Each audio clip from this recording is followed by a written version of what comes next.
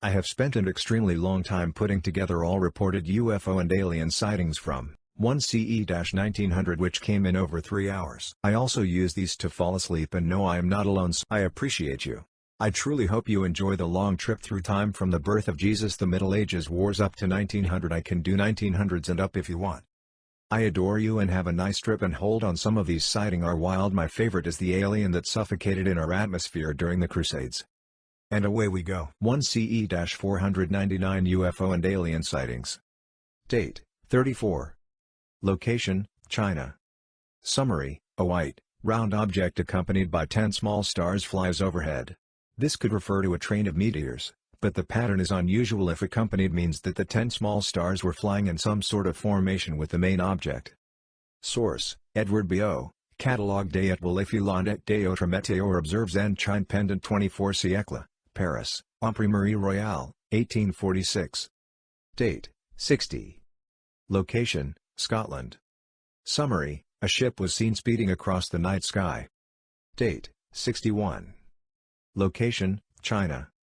Summary, Han Emperor Mingdi, who had heard of Buddhism, had a vision of a golden figure floating in a halo of light, interpreted as a flying apsara, Buddhist angel. Some sources present this vision as a dream, others as an apparition. Arthur Lilly mentions it as a golden man, a spirit named Fo, while Gray calls it a foreign god entering his palace. Whatever it was, the visionary being was interpreted by the emperor's wise men, including Minister Fu Yi, to be the Buddha himself. Consequently, an envoy was sent to India to learn about the new religion, returning with sacred Buddhist texts and paintings as well as Indian priests to explain the teachings of the Buddha to the emperor. Figure, Flying Apsara, painting from the Mogao Caves, China. Source, John Henry Gray, China, A History of the Laws, Manners and Customs of the People, Courier Dover, 2003, 106, Arthur Lilly, Buddhism in Christendom or Jesus the Essene, London, Capel, Trench, 1887, 188. Date, 70, May 21. Location, Jerusalem.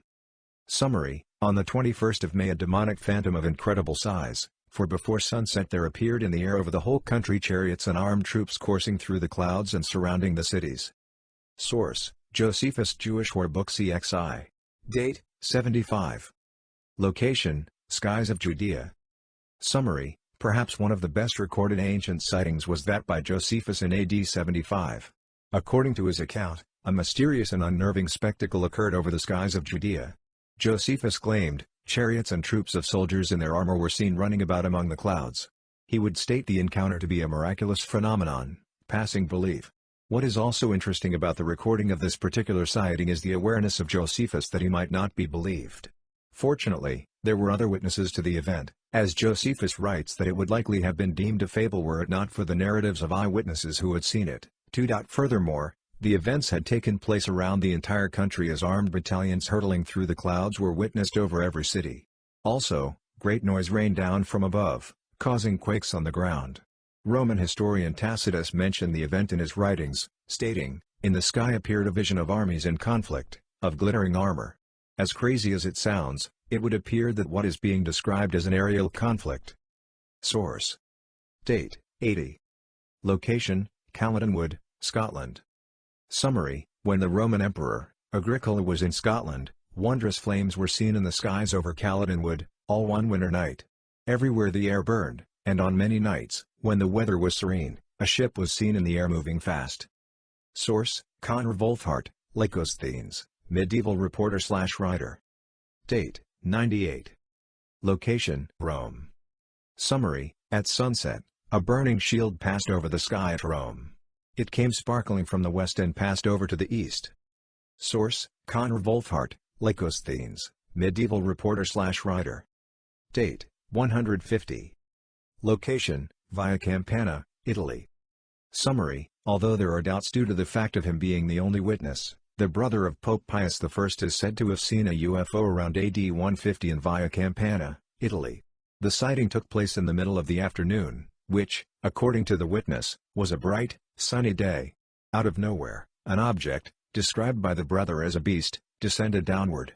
It was in the shape and color of a piece of pottery and had a top of multiple colors which shot out fiery rays. The object landed on the ground, causing clouds of dust to appear. When they had it cleared, a maiden clad in white was visible near the object. Nothing more is told, although modern UFO researchers have documented many claims of angelic aliens dressed all in white. Might this have been one of them? Source. Date, 187. Location, Rome, Italy.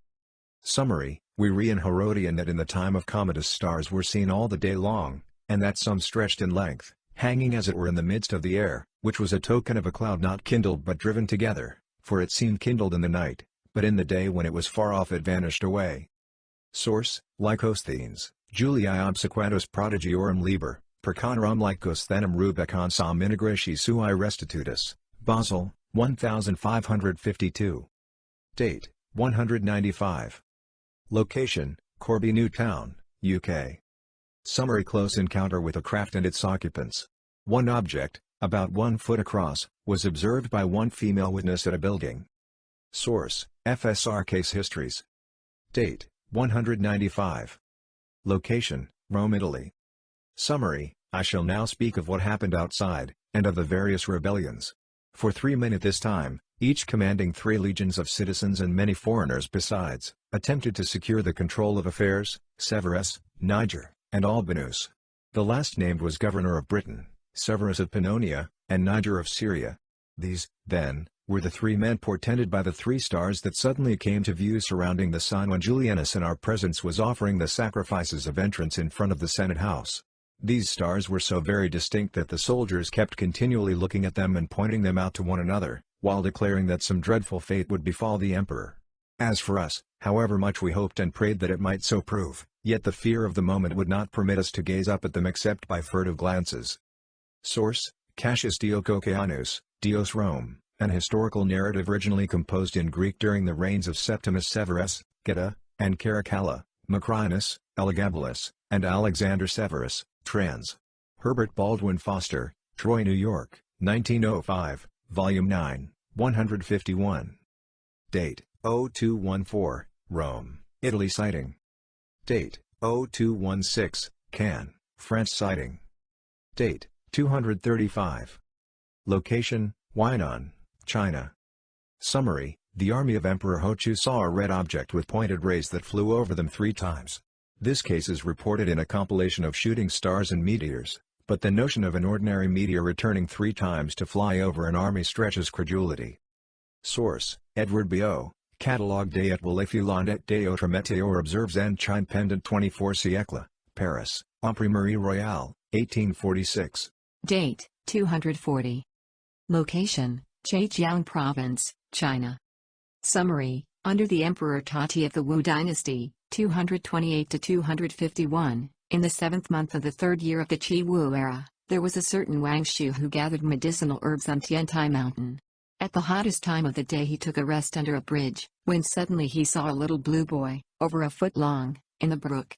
The boy held a blue rush in his hand and rode on a red carp. The fish entered a cloud and disappeared little by little. After a good while Shu climbed upon a high mountain top and looked to all 4 sides.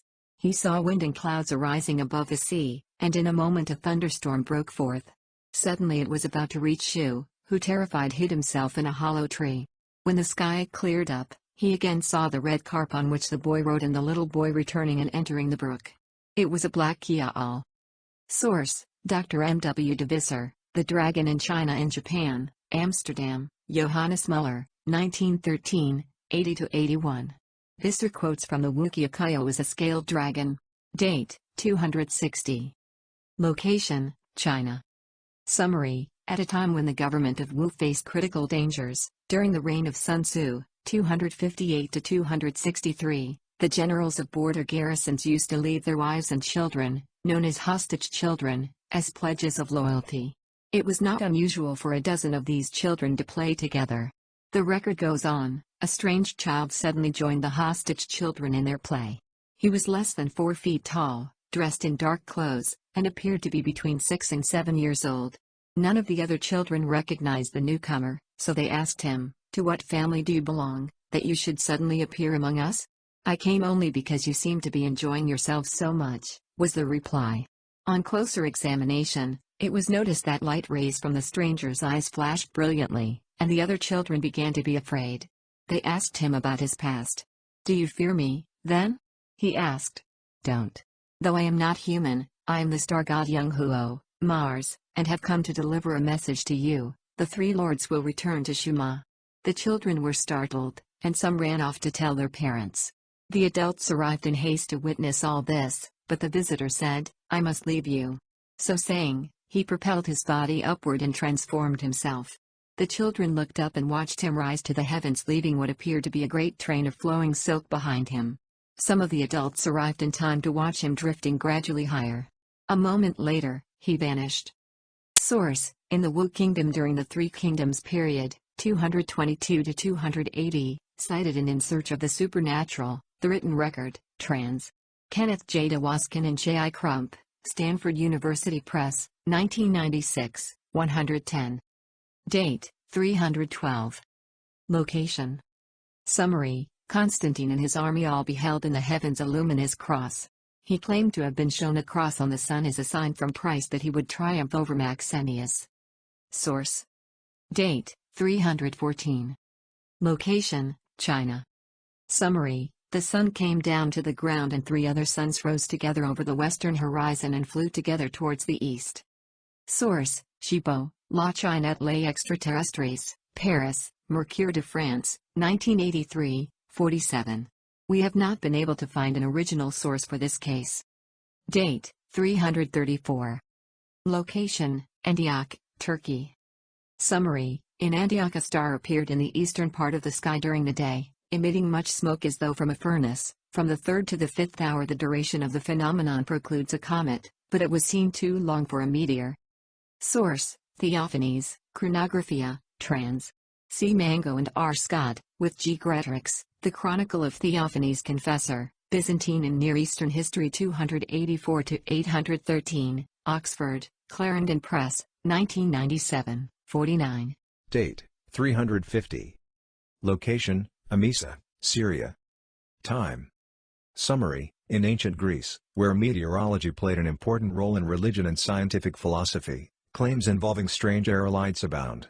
Damaskios, in his book, The Life Isidorus, relates that one sacred Betelgeuse meteorite was kept by a man named Eusebius, who acquired it in strange circumstances. A Byzantine scholar called Photios, who lived in the 9th century, described the story in his own writings. The following is from Arthur Bernard Cook's Zeus, A Study in Ancient Religion, Volume IL, 888. This man stated that there had once come upon him a sudden and much unexpected desire to roam at midnight away from the town of Emesa as far as he could get towards the hill on which stands the ancient and magnificent temple of Athena. So he went as quickly as possible to the foot of the hill, and there sat down to rest after his journey. Suddenly he saw a globe of fire leap down from above, and a great lion standing beside the globe. The lion vanished immediately, but he himself ran up to the globe as the fire died down and found it to be the Betelgeuse. He took it up and asked it to which of the gods it might belong. It replied that it belonged to Genos, the noble one. He took it home the self-same night, traveling, so he said, a distance of over 210 furlongs. It was, he says, an exact globe, whitish in color, 3 handbreadths across. Source: Arthur Bernard Cook, Zeus, A Study in Ancient Religion, Cambridge University Press, 1914. Volume 3, 888. Date: May 7, 351. Location: Jerusalem. Time. Summary: Hermias Omen, in his Ecclesiastical History, notes that at the time Cyril succeeded Maximus in the government of the Church of Jerusalem, the sign of the cross appeared in the heavens. Its variance was not feeble and divergent like that of comets, but splendid and concentrated. Its length was about 15 stadia from Calvary to the Mount of Olives, and its breadth was in proportion to its length. So extraordinary a phenomenon excited universal terror. He also stated it was visible for several days and was brighter than the sun. Source: The Ecclesiastical History of Philostorgius, compiled by Photius, Patriarch of Constantinople, trans. Edward Walford, London, Henry G. Bone, 1855, 49. The Byzantine text Chronic and Pascale provides the date of May 7. Date: 393. Location: Rome. Time. Summary: strange lights were seen in the sky in the days of the Emperor Theodosius. On a sudden, a bright globe appeared at midnight. It shone brilliantly near the day star, planet, Venus, about the circle of the zodiac. This globe shone little less brilliantly than the planet, and little by little, A great number of other glowing orbs drew near the first globe. The spectacle was like a swarm of bees flying round the beekeeper, and the light of these orbs was as if they were dashing violently against each other. Soon, they blended together into one awful flame, and bodied forth to the eye as a horrible two-edged sword. The strange globe which was first seen now appeared like the pommel to a handle, and all the little orbs, fused with the first, shone as brilliantly as the first globe. Source: Connor Wolf F.A. Chert. Date: 396. Location: Constantinople, Istanbul, Turkey. Time. Summary: St. Augustine wrote that at the beginning of the night as the world was being darkened, a fiery cloud was seen from the east, small at first then, as it approached the city, gradually enlarging, until it hung terribly over the whole city. All fled to the church, the place did not hold the people. But after that great tribulation, when God accredited his word, the cloud began to diminish and at last disappeared. The people, freed from fear for a while, again heard that they must migrate, because the whole city would be destroyed on the next Sabbath. The whole people left the city with the emperor, no one remained in his house. The city was saved. What shall we say? D.S. Augustine. Was this the anger of God, or rather his mercy? Source: Albert Barnes, Minor Prophets I, Michigan, Baker Books, 1985, 414. Augustine doesn't give a date, but 16th-century ecclesiastical historian Caesar Baronius said it was 396. It isn't known how he reached this conclusion. Date: 398. Location: Byzantine Empire. Summary: a thing like a burning globe, presenting a sword, shone brilliantly in the sky over the city. It seemed almost to touch the earth from the zenith. Such a thing was never recorded to have been seen before by man. Source: Date: 400. Location: Egypt. Summary: Pandorus, an Egyptian monk wrote, from the creation of Am, indeed down to Enoch and to the general cosmic year 1282, the number of days was known in neither month nor year, but the egregori, watchers or angels, descended to earth in the general cosmic year 1000, held converse with men and taught them that the orbits of the two luminaries being marked by the 12 signs of the zodiac are composed of 360 parts. Source: Date: 418. Location: Asia Minor. Summary: a solar eclipse followed by a bright meteor in the shape like a cone. Source: Philostorgius, Ecclesiastical History, Epitome, Book 12, Chapter 8. Date: 438. Location: Constantinople, Istanbul, Turkey. Summary: an earthquake has destroyed Constantinople, famine and pestilence are spring. The cataclysm has leveled the walls and the 57 towers. Now comes a new tremor, even stronger than all the previous ones. Nicephorus, the historian, reports that in their fright the inhabitants of Byzantium, abandoning their city, gathered in the countryside. They kept praying to beg that the city be spared total destruction. They were in no lesser danger themselves, because of the movements of the earth that nearly engulfed them, when a miracle quite unexpected and going beyond all credence filled them with admiration. In the midst of the entire crowd, a child was suddenly taken up by a strong force, so high into the air that they lost sight of him. After this, he came down as he had gone up, and told Patriarch Proclus, the emperor himself, and the assembled multitude that he had just attended a great concert of the angels hailing the Lord in their sacred canticles. Acacius, the bishop of Constantinople, states, the population of the whole city saw it with their eyes. And Baronius, commenting upon this report, ds the following words: such a great event deserved to be transmitted to the most remote posterity and to be forever recorded in human memory through its mention every year in the ecclesiastical annals. For this reason the Greeks, after inscribing it with the greatest respect into their ancient menologe, read it publicly every year in their churches. Source: this story has been collected and published by writers for many centuries. The version quoted here is by 14th-century chronicler Nicephorus Callistus, but versions can be found in a letter by Acacius, Patriarch of Constantinople, d. 489, to Peter Philo, Patriarch of Antioch, and also in a letter by Pope Felix III, 483-492, to the same Peter Philo. The story in itself serves as the founding story for the origin of the Trisagion hymn of the Greek Church. The different versions agree on most details except the precise year and the fate of the raised child. Date: 438. Location: Constantinople, Istanbul, Turkey. Summary: an earthquake has destroyed Constantinople, famine and pestilence are spring. The cataclysm has leveled the walls and the 57 towers. Now comes a new tremor, even stronger than all the previous ones. Nicephorus, The historian reports that in their fright the inhabitants of Byzantium, abandoning their city, gathered in the countryside. They kept praying to beg that the city be spared total destruction. They were in no lesser danger themselves, because of the movements of the earth that nearly engulfed them, when a miracle quite unexpected and going beyond all credence filled them with admiration. In the midst of the entire crowd, a child was suddenly taken up by a strong force, so high into the air that they lost sight of him. After this, he came down as he had gone up, and told Patriarch Proclus, the emperor himself, and the assembled multitude that he had just attended a great concert of the angels hailing the Lord in their sacred canticles. Acacius, the bishop of Constantinople, states, the population of the whole city saw it with their eyes. And Baronius, commenting upon this report, ds the following words: such a great event deserved to be transmitted to the most remote posterity and to be forever recorded in human memory through its mention every year in the ecclesiastical annals. For this reason the Greeks, after inscribing it with the greatest respect into their ancient menologe, read it publicly every year in their churches. Source: this story has been collected and published by writers for many centuries.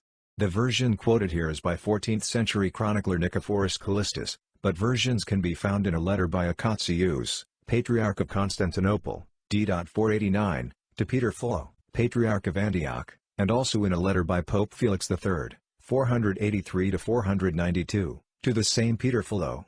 The story in itself serves as the founding story for the origin of the Trisagion hymn of the Greek Church. The different versions agree on most details except the precise year and the fate of the raised child. Date: 457. Location: Brittany, France. Summary: Connor Wolfart, known as Lycosthenes, a professor at the University of Basel, Switzerland, from 1539, recorded that in 457, over Brittany in northern France, a blazing thing like a globe was seen in the sky. Its size was immense, and on its beams hung a ball of fire like a dragon, out of whose mouth proceeded two beams, one of which stretched beyond France, and the other reached toward Ireland, and ended in fire, like rays. Source: Date: 0460 CE, Katsuragi Mountain, Japan encounter. Date: 497. Location: British Isles. Summary: an immense globe appeared in the sky. A second ball of fire came from its rays, projecting two beams. During these transactions at Winchester, there appeared a star of wonderful magnitude and brightness, darting forth a ray, at the end of which was a globe of fire in the form of a dragon, out of whose mouth issued forth two rays, one of which seemed to stretch out itself beyond the extent of Gaul, the other towards the Irish Sea, and ended in 7 lesser rays. There is some doubt about the date here because Geoffrey of Monmouth wrote it coincident with Ambrosius' death.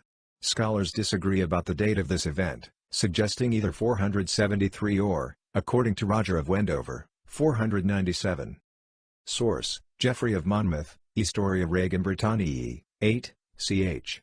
14, Lycosthenes, Juliae obsequatos prodigiorum liber, per Conram Lycosthenum Rubicon Sam Integratio sui restitutus, Basel, 1552, 500-899, UFO and Alien Sightings. Orban. 8 years ago. Last updated on April 28, 2019. Date: 507. Location: Poitiers, France. Summary: a peculiar phenomenon took place when French King Clovis defeated the Visigoths, killing their king Alaric II, and taking over their French lands, including Aquitaine. The decisive moments were wasted in idle deliberation. The Goths too hastily abandoned, perhaps, an advantageous post, and the opportunity of a secure retreat was lost by their slow and disorderly motions. After Clovis had passed the ford, as it is still named, of the Hart, he advanced with bold and hasty steps to prevent the escape of the enemy. His nocturnal march was directed by a flaming meteor, suspended in the air above the cathedral of Poitiers, and this signal, which might be previously concerted with the orthodox successor of Saint Hilary, was compared to the column of fire that guided the Israelites in the desert. Shortly thereafter Clovis moved the Frankish capital to Paris. Source: Gibbon, Edward. The History of the Decline and Fall of the Roman Empire. London, T. Cardale, 1837, 594. Date: 540. Location: Rome, Italy. Summary: often a little spark has seemed to come down from the sky to the earth, then, having grown into a kind of orb like the moon, it has been seen as disk-like. This very thing recently happened and foretold a danger of seditions and misfortunes beyond measure. Source: John Litus, on Portents, 6. quoted in the Roman Fireball of 76 BC by Richard B. Stothers, NASA Goddard Space Flight Center, New York. The Observatory 107, 1987, 211. Date: 540, Monte Cassino, Italy. Sighting. Date: 541. Location: Gaul, France. Summary: a comet so vast that the whole sky seemed on fire. Source: Roger of Wendover, Flores Historiarum. Date: 553. Location: Clonfert, Ireland. Summary: another early instance of what would be called abduction today took place when Brennan of Beera was seen ascending in a chariot into the sky this year. This refers to St. Brendan, Brennan, of Clonfert, ca. 484, ca. 578, an early Irish monastic saint sometimes believed to have sailed to America. Source: the Annals of the Four Masters, historical chronicles compiled in the 17th century by four friars of the Abbey of Donegal in Bundrauz, near Bundoran. They are also known as the Annals of the Kingdom of Ireland. Date: 556. Location: Japan, exact location unknown. Summary: a strange man, a visitor from the sky, was encountered during the rule of Emperor Ame Kuniyoshi Hiroki near Oniha and told the emperor when he met him, "In the past during the rule of Emperor Aohatsu's, your country has experienced strong pressure from Korea and was in a quite critical situation. If after a respectful prayer to the divine being, founder of your country, you will help the ruler who is threatened by destruction, the state will then achieve tranquility and peace will be established among nations. Recently I was informed that your country has stopped honoring the supreme God. If you will now repent of your former sins, and build a temple to this God and make a sacrifice in honor of his divine spirit, your country will flourish. Don't forget about this." Source: Space Visitors in Ancient Japan. By Mikhail Rosenspitz in Unbelievable World, Kiev, Ukraine. No. 8, August 2004. France. Date: 584. Location: France. Summary: many witnesses. Saint Gregory, Bishop of Tours in France, states in his Historia Francorum, how in 584 AD there appeared in the sky brilliant rays of light which seemed to cross and collide with one another. Source: Gregory of Tours, History of the Franks, Op. Cit. Date: September 585. Location: France. Summary: in the month of September, certain people saw signs, that is to say razor domes such as are customarily seen, to race across the sky. Elsewhere, St. Gregory describes golden globes that, on several different occasions, were seen flashing at enormous speeds across the skies of France. Source: Inforce Pace 22, August 1975, 35. M. Bougard quotes Gregory of Tours, History of the Franks, Op. Cit. Date: November 596. Location: Horyuji Temple, Japan. Summary: an object like a canopy or lotus flower descends and appears suspended above the Horyuji Temple. It changes color and shape. Source: Fusoryatuki Volume 3, Buddhist History, quoted in Takao Ikeda, Nihonu UFO, Tokyo, Tairiki Shobo, 1974. We have not seen the book and give references from it with reservations. Date: June 9, 597. Location: Ireland. Summary: another vision also given at the same hour under a different form was related to me, a Domnan, who was a young man at the time, by one of those who had seen it, and who solemnly assured me of its truth. He said, on that night when St. Columba, by happy and blessed death, passed from earth to heaven, while I and others with me were engaged in fishing in the valley of the river Fend, which abounds in fish, we saw the whole vault of heaven become suddenly illuminated. Struck by the suddenness of the miracle, we raised our eyes and looked towards the east, when, lo! there appeared something like an immense pillar of fire, which seemed to us, as it ascended upwards at that midnight, to illuminate the whole earth like the summer sun at noon, and after that column penetrated the heavens darkness followed, as if the sun had just set. And not only did we, together in the same place, observe with intense surprise the brightness of this remarkable luminous pillar, but many other fishermen also, who were engaged in fishing here and there in different deep pools along the same river, were greatly terrified, as they afterwards related to us, by an appearance of the same kind. Source: William Reeves, ed. Life of St. Columba, founder of Henry, written by Adam, 9th abbot of that monastery, Edinburgh, Edmonston and Douglas, 1874. Date: January 14, 616. Location: China. Summary: a large shooting star like a bushel fell onto the rebel Lu Mingyue's camp. It destroyed his wall-attacking tower and crushed to death more than 10 people. Source: Date: after 618. Location: China. Summary: the Dong Yanji, peeping on the sky, says, in the Tang Dynasty a celestial ship, over 50 feet long, was found and placed in the Lingda Hall. The ship gave out a metallic sound when struck, and was a very hard material which was rust-proof. Li Dayu, the Tang Prime Minister, cut over a foot of a slender, long stick of the ship and carved it into a figure of a Taoist priest. The Taoist figurine flew away and then returned. In the years of Emperor Darning, the figurine disappeared and the ship also flew away. Source: Paul Dong, China's Major Mysteries, Paranormal Phenomena and the Unexplained in the People's Republic of China, China Books, 2000, 68-9. Date: 619. Location: Japan. Summary: a bright object like a human figure was seen over the Gamo River in central Japan. Source: Date: 637.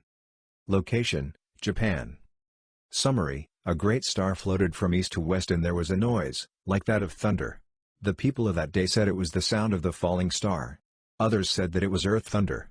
Hereupon the Buddhist priest, Bin, said, "It is not the falling star but the celestial dog, the sound of whose barking is like thunder." Source: Nihonji or Chronicles of Japan, London, G. Allen and Unwin, 1956. Quoted by W. Raymond Drake in Gods and Spacemen in the Ancient East, London, Sphere, 1973, 104. Date: 640. Location: Japan. Summary: on the 7th day of the second month of spring, a star entered the moon. Source: the Nihonji Book 2. Date: 640. Fair Moutiers and Brie, France sighting. Date: 642. Location: Japan.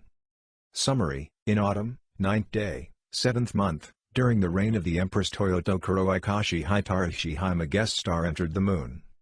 Source: the Nihonji Book 2. Date: 643. Location: Japan.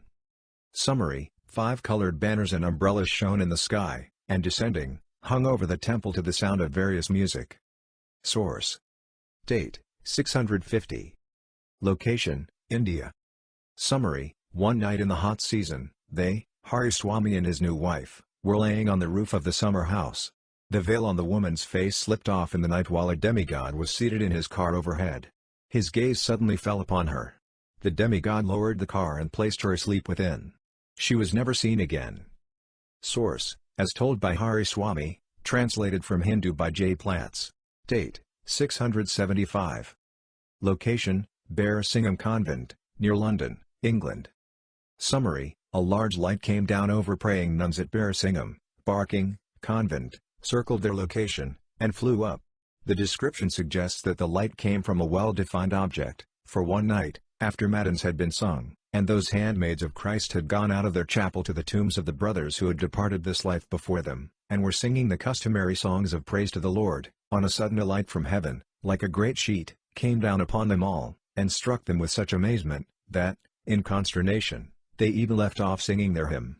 But that resplendent light, in comparison wherewith the sun at noonday might seem dark, soon after, rising from that place, removed to the south side of the monastery, that is, to the westward of the chapel, and having continued there some time, and rested upon those parts, in the sight of them all withdrew itself again to heaven, leaving no doubt in the minds of all, but that the same light, which was to lead or to receive the souls of those handmaids of Christ into heaven, also showed the place in which their bodies were to rest and await the day of the resurrection. We note that, although the great sheet of light could have been caused by a meteor, the later behavior of the phenomenon, rising and circling, seems to exclude this explanation. Source: J. A. Giles DCL, ed. The Venerable Bede's Ecclesiastical History of England, Book 4, ch. 7, London, Henry G. Bone, 1867. Date: 679. Location: Japan. Summary: cotton-like matter about 5 to 6 feet long fell all over Naniwa, former name of Osaka, and was drifted by the wind here and there. Source: Date: November 21, 684. Location: Japan. Summary: at dusk, 7 stars are said to have drifted together to the northeast, after which they sank below the horizon. The information is too sketchy to reach any conclusion regarding the nature of the unusual drifting stars. Source: W. Raymond Drake, Gods and Spacemen in the Ancient East, New York, Signet, 1968, 1. Date: May 698. Location: Japan. Summary: a passage extracted from a 17th-century transcription of an older but undated manuscript offers another example of the use of the term shield in connection with a phenomenon in the sky. As noted by researcher Yanis Delianis, it is interesting and unusual in medieval records. It is reminiscent of course of the clipé of the authors of the Roman period. The text reads, "3 shields were seen in the heavens, as it were warring from the east to the west, after the manner of undulating waves on a very calm night, being that of the ascension of the Lord. The first was snowy, the second fiery, the third bloody, which prefigured, as is thought, 3 succeeding evils, for in the same year the herds of cows throughout Ireland were nearly destroyed, and not only in Ireland, but also throughout the whole of Europe." Source: Annals of Ireland, 3 fragments copied from ancient sources by Dubhaltoch Mac Furbisci, trans. John O'Donovan, Dublin, Irish Archaeological and Celtic Society, 1860. The date would have been 40 days following that year's celebration of Easter. Date: June 741. Location: Constantinople, Istanbul, Turkey. Summary: in the reign of Constantine, Copronymus, son of Leo, Emperor of Byzantium, 3 columns of fire and flame appeared in the sky during the month of June.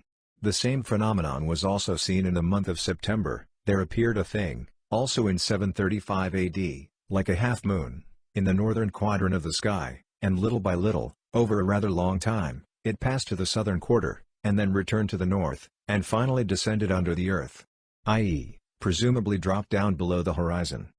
Source: Jean-Baptiste Chabot, Chronique de Michel Lazarian, Patriarche Jacobite d'Antioche 1166-1199, Paris, 1899-1910. Date: 746. Location: England. Summary: dragons were seen in the heavens. Source: Date: 747. Location: China. Summary: huge flame-breathing dragons were reported being seen in skies, accompanied by men in airships. Source: Date: 748. Location: England. Summary: ships were seen in the air with their men. Source: Date: 749. Location: Clunmachu, Ulster, Ireland. Summary: ships were seen in the air with their crews. Source: The Annals of Ulster. Date: April 750. Location: Córdoba, Spain. Summary: in the nuns of April, on Sunday during the 1st, 2nd and almost the 3rd hours, all the citizens of Córdoba saw 3 suns which shone and twinkled in a wonderful way, preceded by a sickle of fire and emerald, and, from its appearance, by order of God, his angels devastated all the inhabitants of Spain with intolerable hunger. Source: Chronica Mozarabe of the year 754, or Continuatio Hispanida San Isidoro. Date: 760. Location: France. Summary: during the reign of Pepin le Bref, 715-768, many extraordinary phenomena are said to have appeared in the French skies. The air was filled with human figures, ships with sails and battling armies. Several individuals stated they had been abducted by aerial beings. A contemporary source has never been found, and there is a strong suspicion that it originated with the Comte de Gabalis, 1670, by Abbé N. de Maufoucauld de Villars. Source: Jules Garanet, Histoire de la Magie en France, Paris, 1818. Date: 763. Location: Meath County, Ireland. Summary: while King Domnall Mac Murchada attended the fair, Teltown ships were seen in the air. Source: Date: 776. Location: Charlemagne's castle at Syburg Castle, Germany. Summary: in 776 the Saxons rebelled against Charlemagne and attacked the castle of Syburg with continued lack of success, finally deciding to storm the castle. They reportedly saw the likeness of 2 shields red with flame wheeling over the church. When the heathens outside saw this miracle, they were at once thrown into confusion and started fleeing to their camp in terror. Since all of them were panic-stricken, one man stampeded the next and was killed in return, because those who looked back out of fear impaled themselves on the lances carried on the shoulders of those who fled before them. Some dealt each other aimless blows and thus suffered divine retribution. Source: Carolingian Chronicles, Royal Frankish Annals and Neidhart's Histories, trans. Bernhard Walter Schultz, Ann Arbor, University of Michigan Press, 1970, 53, 55. Date, 793. Location, England. Summary, dragons were seen flying in the air. Source. Date, 796. Location, England. Summary, in the same year small globes were seen about the Sun. Source. Date, 800. Location, Lyon, France. Summary, a prolific author and notorious anti-Semite, was a Spaniard who was born in the year 775.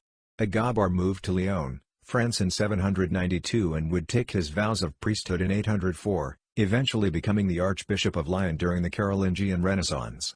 Sometime after he received his vows, Agabar scribed the Latin text for Liber Contrae and Salam Vulgi Opinionum, roughly translated as "on the other hand, the opinion of the common people." In this manuscript the archbishop wrote a denunciation against the provincial and, at least in Agabar's estimation, naive residents of Lyons, who were known to believe in a certain region called Magonia from whence come ships in the clouds. The pilots of these sky ships were called storm wizards and they had a penchant for stealing any booty that had been destroyed by the storms that they navigated with apparent ease. They were also notorious for bribing human collaborators with, of all things, vegetables. According to Agabar, the storm wizards, in order to carry back to that region, the sky, those fruits of the earth which are destroyed by hail and tempests, the sailors paying rewards to the storm wizards and themselves receiving corn and other produce. The archbishop also testified that he bore witness to 3 men and a woman who had apparently plummeted from one of these floating vessels. Out of the number of those who believe those things possible, I saw several exhibiting in a certain concourse of people 4 persons in bonds, 3 men and a woman like they had said had fallen from those same ships, and they had brought them before the assembled multitude to be stoned. But truth prevailed. While most assume that Agabar is claiming to have stepped in and used his influence to prevent their deaths, some accounts maintain that they were executed all the same, which just goes to show how difficult it is to wrestle the truth from these antiquated accounts.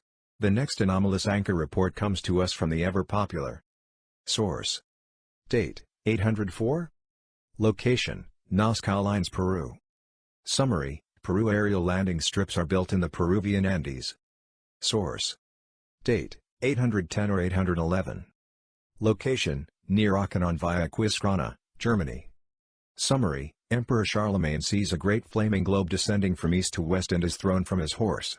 Although the horse may have been frightened by an especially bright meteor, the situation suggests either that the object was close to the emperor's party, or that the meteor was very spectacular indeed. One day in his last campaign into Saxony against Godfred, king of the Danes, Charles himself saw a ball of fire fall suddenly from the heavens with a great light, just as he was leaving camp before sunrise to set out on the march. It rushed across the clear sky from right to left, and everybody was wondering what was the meaning of the sign, when the horse which he was riding gave a sudden plunge, head foremost, and fell, and threw him to the ground so heavily that his cloak buckle was broken and his sword belt shattered, and after his servants had hastened to him and relieved him of his arms, he could not rise without their assistance. He happened to have a javelin in his hand when he was thrown, and this was struck from his grasp with such force that it was found lying at a distance of 20 feet or more from the spot. Source, Einhard, The Life of Charlemagne, trans. Samuel Epes Turner, New York, Harper & Brothers, 1880. Date, 813. Location, Santiago de Compostela, Spain. Summary, one night, a hermit named Pelayo heard music in a wood and saw a peculiar shining star above Mount Le Breton, a former Celtic sacred site. Because of this sighting the place was called, in Latin, Campus Stelli, Field of the Star, a name that was later turned into Compostela. A modern brochure adds, Bishop Teodomiro, who received notice of that event, instituted an investigation, and so the tomb of the apostle was discovered.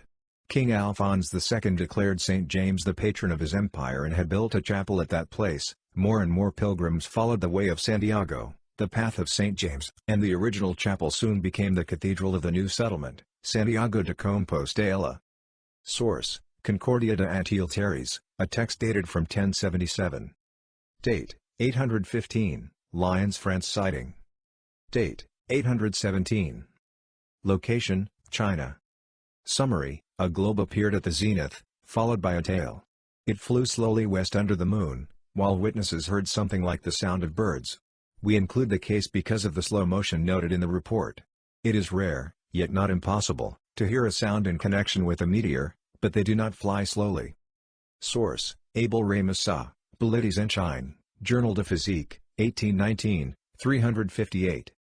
Date: 827. Location: Barcelona, Spain.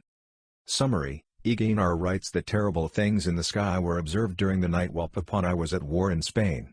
The objects emitted lights, pale or red in color. Here again, the interpretation is difficult. Meteors are not pale and red. Source: Michel Bougard, Inforce Pace 22, August 1975, 36, citing the Vitalu d'Aussipi by Astronomus, 835 AD. Date: 840. Location: Lyon, Rhône-Alpes, France. Summary: A Gabar of Lyons, a bishop during the Carolingian era in France, wrote about the various superstitions he encountered among the peasantry. One such tale was that beings, sliefs or air elementals, traveling in sky-sailing ships were stealing farmers' crops and abducting people. Many people claimed that anchors of these sky ships had become lodged in the roofs of buildings and showed them to the clergy. Agabar heard the rumor that 4 of these sylphs had been captured, and that they claimed to be from Magonia, a land high up in the clouds. These 4 beings were apparently stoned to death by an angry mob. Agabar dismissed the rumors because they contradict the Bible, which has no mention of such an aerial kingdom. Source: Agabar of Lyons. Date: 842. Location: France. Summary: Multicolored armies were seen marching in the sky. These sightings of infernal armies were nocturnal. They several times accompanied the siege of Jerusalem. Source: Date: November 879. Location: China. Summary: 2 suns fought energetically in the sky. On another day of the same month, 2 suns fought, and then merged together. Source: Shibo, La Chinette les extraterrestres, op.cid, 47. Date: April 25, 880. Location: Montserrat Sanacova, Spain. Summary: Towards the end of April in the year 887, young children from Monistrol in Barcelona saw a strange light descend from the sky and head towards a small grotto on the mountain of Montserrat, accompanied by a soft melody. A week later, a group of priests headed by the Bishop of Manresa returned to the spot, and saw it again. On 4 Saturdays in a row the light reappeared in the sky and dropped towards the mountain grotto. In the end 7 men were sent to the place the light seemed to indicate, which was in an area called Sanacova. When they entered the cave they discovered an image of a black virgin, surrounded by a magical light and giving off a pleasant aroma. The locals tried to carry the sculpture to Manresa but, according to their story, the further they moved it, the heavier it became. It grew so heavy that they had to leave it in the middle of the fields, where they decided to erect a hermitage in the name of Saint Mary. The hermitage is still there today. Source: Josep Guijaro, Gufa de la Cataluna Magica, Barcelona, Ediciones Martínez Roca, 1999, 42-43. Date: 900 AD. Location: Japan. Summary: This illustration depicts the sighting of a burning wheel over Japan, in the year 900 AD. The winged creature on the left may be seen waving to, or flying away from the craft, but more likely waving goodbye to the 2 venerable monks on the right, who may symbolically represent Greys. Source: Artist and date unknown. Date: March 900 AD. Location: China. Summary: The new book of the Tang records that during the year of Guanghua, a fat star, as large as 500 meters square, yellow in color, flew towards the southwest. It had a pointed head and the rear was cylindrical. The same book records another star-like object that was 5 times bigger than the above one and flew in a northwesterly direction. When it descended to a point some 30 meters from the ground, the witnesses could see its upper part emit red-orange flames. It moved like a snake, accompanied by numerous small stars that disappeared suddenly. Source: Shibo, La Chinette les extraterrestres, op.cit, 31. Date: 904 AD. Location: Constantinople, Turkey. Summary: In AD 904, the Russian Prince Oleg began his campaign against the Greeks. He marched out of Kiev in the direction of Constantinople, with a huge force of men, pushing on by horse, ship, and, apparently, flying apparatuses. Upon his arrival, Oleg discovered that the Greeks had fortified the strait and closed up their city. Oleg disembarked upon the shore and ordered his troops to beach the ships. The resultant battle with the Greeks raged for many weeks, becoming too prolonged for Oleg's taste. In the hope of inducing a swift conclusion, He commanded his troops to make wheels, which they attached to the ships. When the wind was favorable, they spread the sails and bore down upon the city from the open country. According to the chronicles, the Russians launched horses into the air that were well equipped and colored golden. From these, the warriors threw fiery arrows at Constantinople. However, to ascend into the air for the purpose of destroying a city, the Russians would have to have been in possession of a level of technology that they definitely did not possess in AD 904. Where did the Russians borrow such horses? Who was interested in aiding them to conquer Constantinople? The emperors Leo and Alexander both made peace with Oleg, and after agreeing to pay the tribute and mutually binding themselves by oath, they kissed the cross.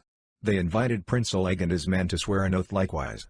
According to the religion of the Russians, the victors swore by their weapons and by their deity Perun, as well by Volos, the god of cattle, and thus confirmed the treaty.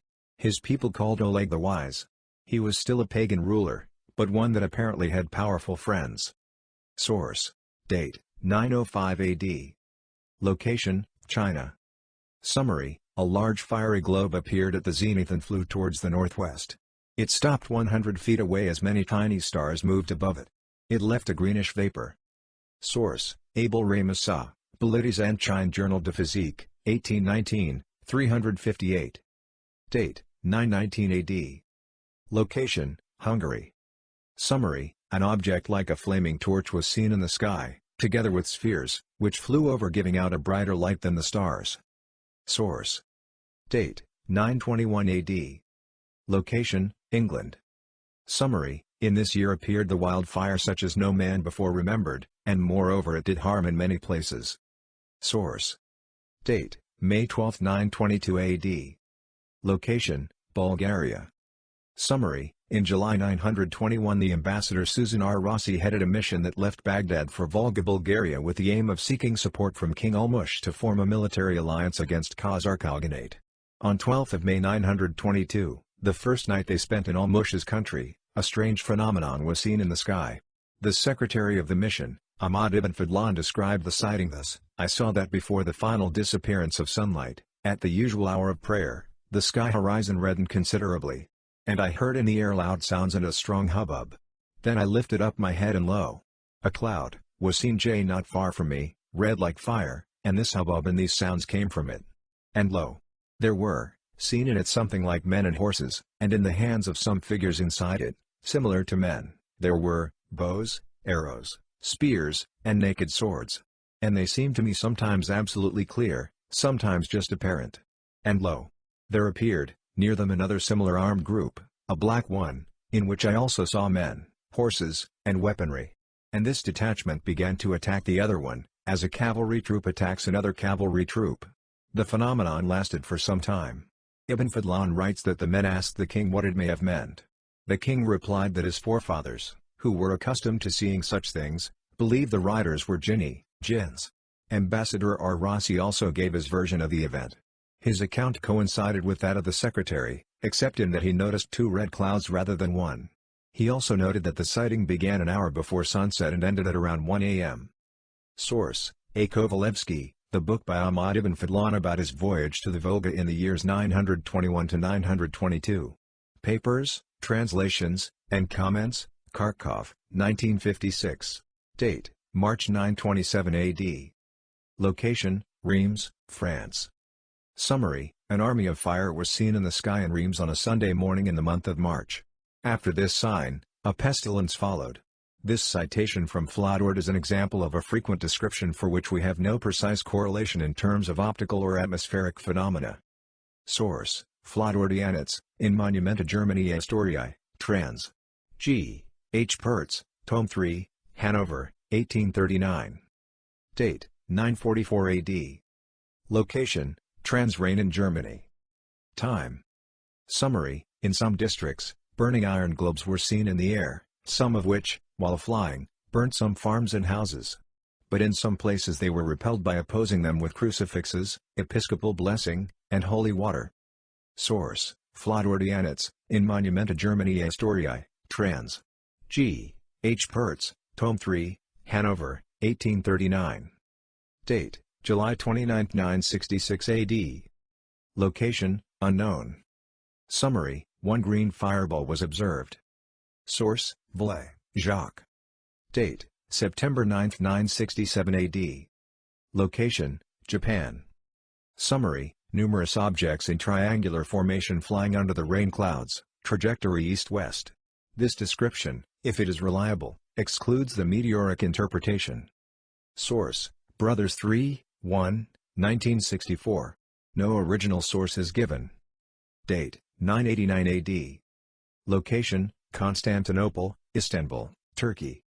Summary, the star appeared in the west after sunset, it rose in the evening and had no fixed place in the sky.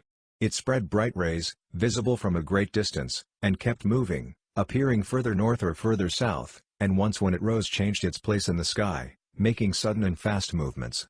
The people who saw the comet, were stunned, in awe, and believe that such strange movements are an evil omen. And just as people expected, something happened, in the evening of the day when they usually celebrated the memory of Veliko Mochenuk, a martyr of early Christianity, a tremendous earthquake brought down the towers of Byzantium. It seems to us today that an object that changes its place in the sky, making sudden and fast movements, cannot be a comet if the description is accurate. However, Gary Kronk's cometography indicates that Halley's comet was visible in the night sky during July and August of 989, based on Chinese accounts, so some confusion is possible. Source, Historia, History, a 10th century manuscript by Byzantine writer Lev Diakon. Quoted from a modern Russian edition, Lev Diakon, Historia, trans. M. Kopolenko, Moscow, G. Litovrin, 1988, 91. Date, August 3, 989 AD. Location, Japan. Summary, the three objects became bright, in extraordinary fashion, and met at the same point of their trajectory.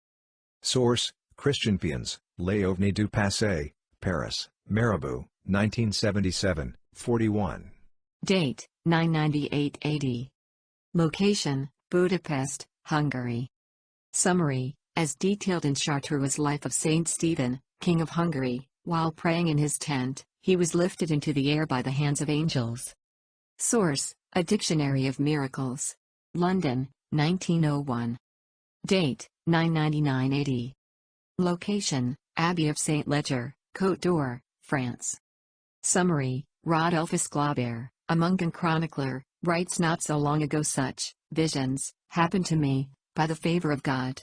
At the time I was staying in the monastery of the martyr Saint Leger, also named Abbaye de Champeaux. I saw one night, before matins, a hideous little monster of the vaguely human form appear at the foot of my bed. It seemed to be, as much as I could discern, of medium size with a frail neck, a thin face, very black eyes, a wrinkled and narrow forehead, a goatee, straight and pointed ears, straight and dirty hair, dog teeth, a sharp occiput, its breast is swollen, a bump on the back, hanging buttocks and dirty clothes, with its whole body appearing to shake. He grabbed the edge of the bed in which I was lying and shook it with terrible violence and said, "You will not stay here any longer." And at once I woke up terrified, and suddenly I saw the figure I just described. It was gnashing its teeth while repeating the same thing, "You will not stay here any longer." I got up from bed at once and ran to the monastery, where I kneeled in front of the altar of the very holy Father Benedict, extremely terrified. And I began to recall the offenses and serious sins I had committed by being impudent or negligent. Source, Rudolf I. Glabry, Historiarum Libri Quinque ab anno Incarnationis DCCCusque ad annum Leve, Book V, Chapter 1, Paragraph 2. According to Ernest Petty, Raoul Glaubert, in Revue Historique, 48, 1892, Glaubert stayed in St. Leger between 997 and 1005 AD. This is the first of his visions. The 5 books of his Historia contain other such experiences as well as many anecdotic accounts of superstitions around the year 1000. Date, April 25, 1001. Location, Foggia, Italy. Summary, the Count of Aviemore, tired after a day of hunting, decided to spend the night in a rustic hut. In the middle of the night he was awakened by servants and friends frightened by strange flashes, who urged the hunters to flee with them, fearing a forest fire. He decided not to run away with his companions but to cautiously study the strange phenomenon. Heading for the place where the flashes came from, the Count realized that there was no fire or burning trees, but a strange light. Among the flashes, he saw a beautiful lady, whom he took to be the Virgin Mary. A farmer named Nicholas, nicknamed Strazakappa, who was going to work, saw the vision as well and reportedly heard a request from the apparition for a place of worship to be erected there. The case received publicity and a small chapel built at the spot became a center of pilgrimage. After a few years the Virginiani, led by William of Vercelli, settled there. When they merged with the Cistercians, the now famous monastery passed to the care of these monks. The church was elevated to the dignity of basilica by Pope Paul VI 70 on May 31, 1978. Source: Marino Gamba, Apparizioni Marianne nel corso di 2 millenni, Udine, Itis. Tu Segno, 1999. Date: 1010. Location: Ostium, Italy. Summary: Peter Damian, Cardinal Bishop of the Italian city of Ostium, 1007–1072, recorded what would be regarded today as a typical abduction involving the 5-year-old son of a nobleman. One night he was carried out of the monastery into a locked mill, where he was found in the morning. And when he was questioned, he said that he had been carried by strangers to a great feast and bidden to eat, and afterward, he was put into the mill through the roof. What we see here is an early instance of a thread that will become increasingly important as the chronology develops, focusing on alleged interaction between human witnesses and creatures of another order. While a simplistic Christian interpretation classifies them as demons, more sophisticated scholars recognize they did not fit easily within the biblical definitions of good and evil. In the Muslim world, they would be recognized as jinni. In the later medieval world, they will become the fairies, the elves, the elementals of the alchemical tradition, the good neighbors of the Celtic world. The parallels are obvious between the beliefs in such beings and contemporary abduction stories made popular by television. Great feasts are a staple of fairy folklore. Abductees were usually bidden to eat when the fairies whisked them off to their hidden palaces, just as people often claim to be given pills or liquids to swallow in today's accounts. Even being pulled, pushed or dragged through the roof has its parallel in modern UFO lore. Source: Malleus Maleficarum, written in 1486 by Heinrich Kramer and James Sprenger, translated with an introduction, bibliography and notes by Montague Summers, London, Bracken Books, 1996, 105. The works of S. Peter Damian, which have been more than once collected, may be found in Migne, Patras Latini. Date: 1011. Location: Russia. Summary: in AD 921, the Caliph of Baghdad, al-Muqtadir, sent Ibn Fadlan, an Arabian chronicler, with an embassy to the king of the Bulgars of the Middle Volga. Ibn Fadlan wrote an account of his journeys with the embassy. According to this account, during the very first night spent in the palace of the Bulgar king, Ibn Fadlan witnessed very strange celestial phenomena. Just before sunset, the horizon became bright red, and from above came a deafening low rumble. Ibn Fadlan raised his eyes to the sky and saw 2 fiery reddish clouds moving above him, which continued to merge and then separate during the course of the sighting. The chronicler described incredibly vivid human, and horse-like shapes inside the clouds. He also saw weapons in the arms of the beings within the clouds as if they were engaged in a battle. The Arabs were terrified by these incredible phenomena and knelt down in prayer, but the Bulgars explained the riders in the sky as jinni, in Muslim legends, a supernatural being who can take human or animal form and influence human affairs, the faithful ones against the unfaithful. Date: July 7, 1015. Location: Kyoto, Western Japan. Time. Summary: the Director General of Seamanfu, the Royal Guard, said that he had witnessed 2 stars meeting at night. The circumstances were as follows: both stars flew slowly towards each other, and the moment they were 10 meters or so from each other, there came little stars rushing out of each big star, coming towards the other big star, and soon returned to their respective mother star. Then the 2 mother stars flew away swiftly. After this meeting, clouds appeared and covered the sky. I hear that people in ancient times also witnessed such a phenomenon, but recently it was so rare that I was impressed not a little. Source: Masaru Mori, The Female Alien in a Hollow Vessel, 40 Times, 48, 1987, 48, in Force Pace 2335. Date: August 23, 1015. Location: Tokyo, Japan.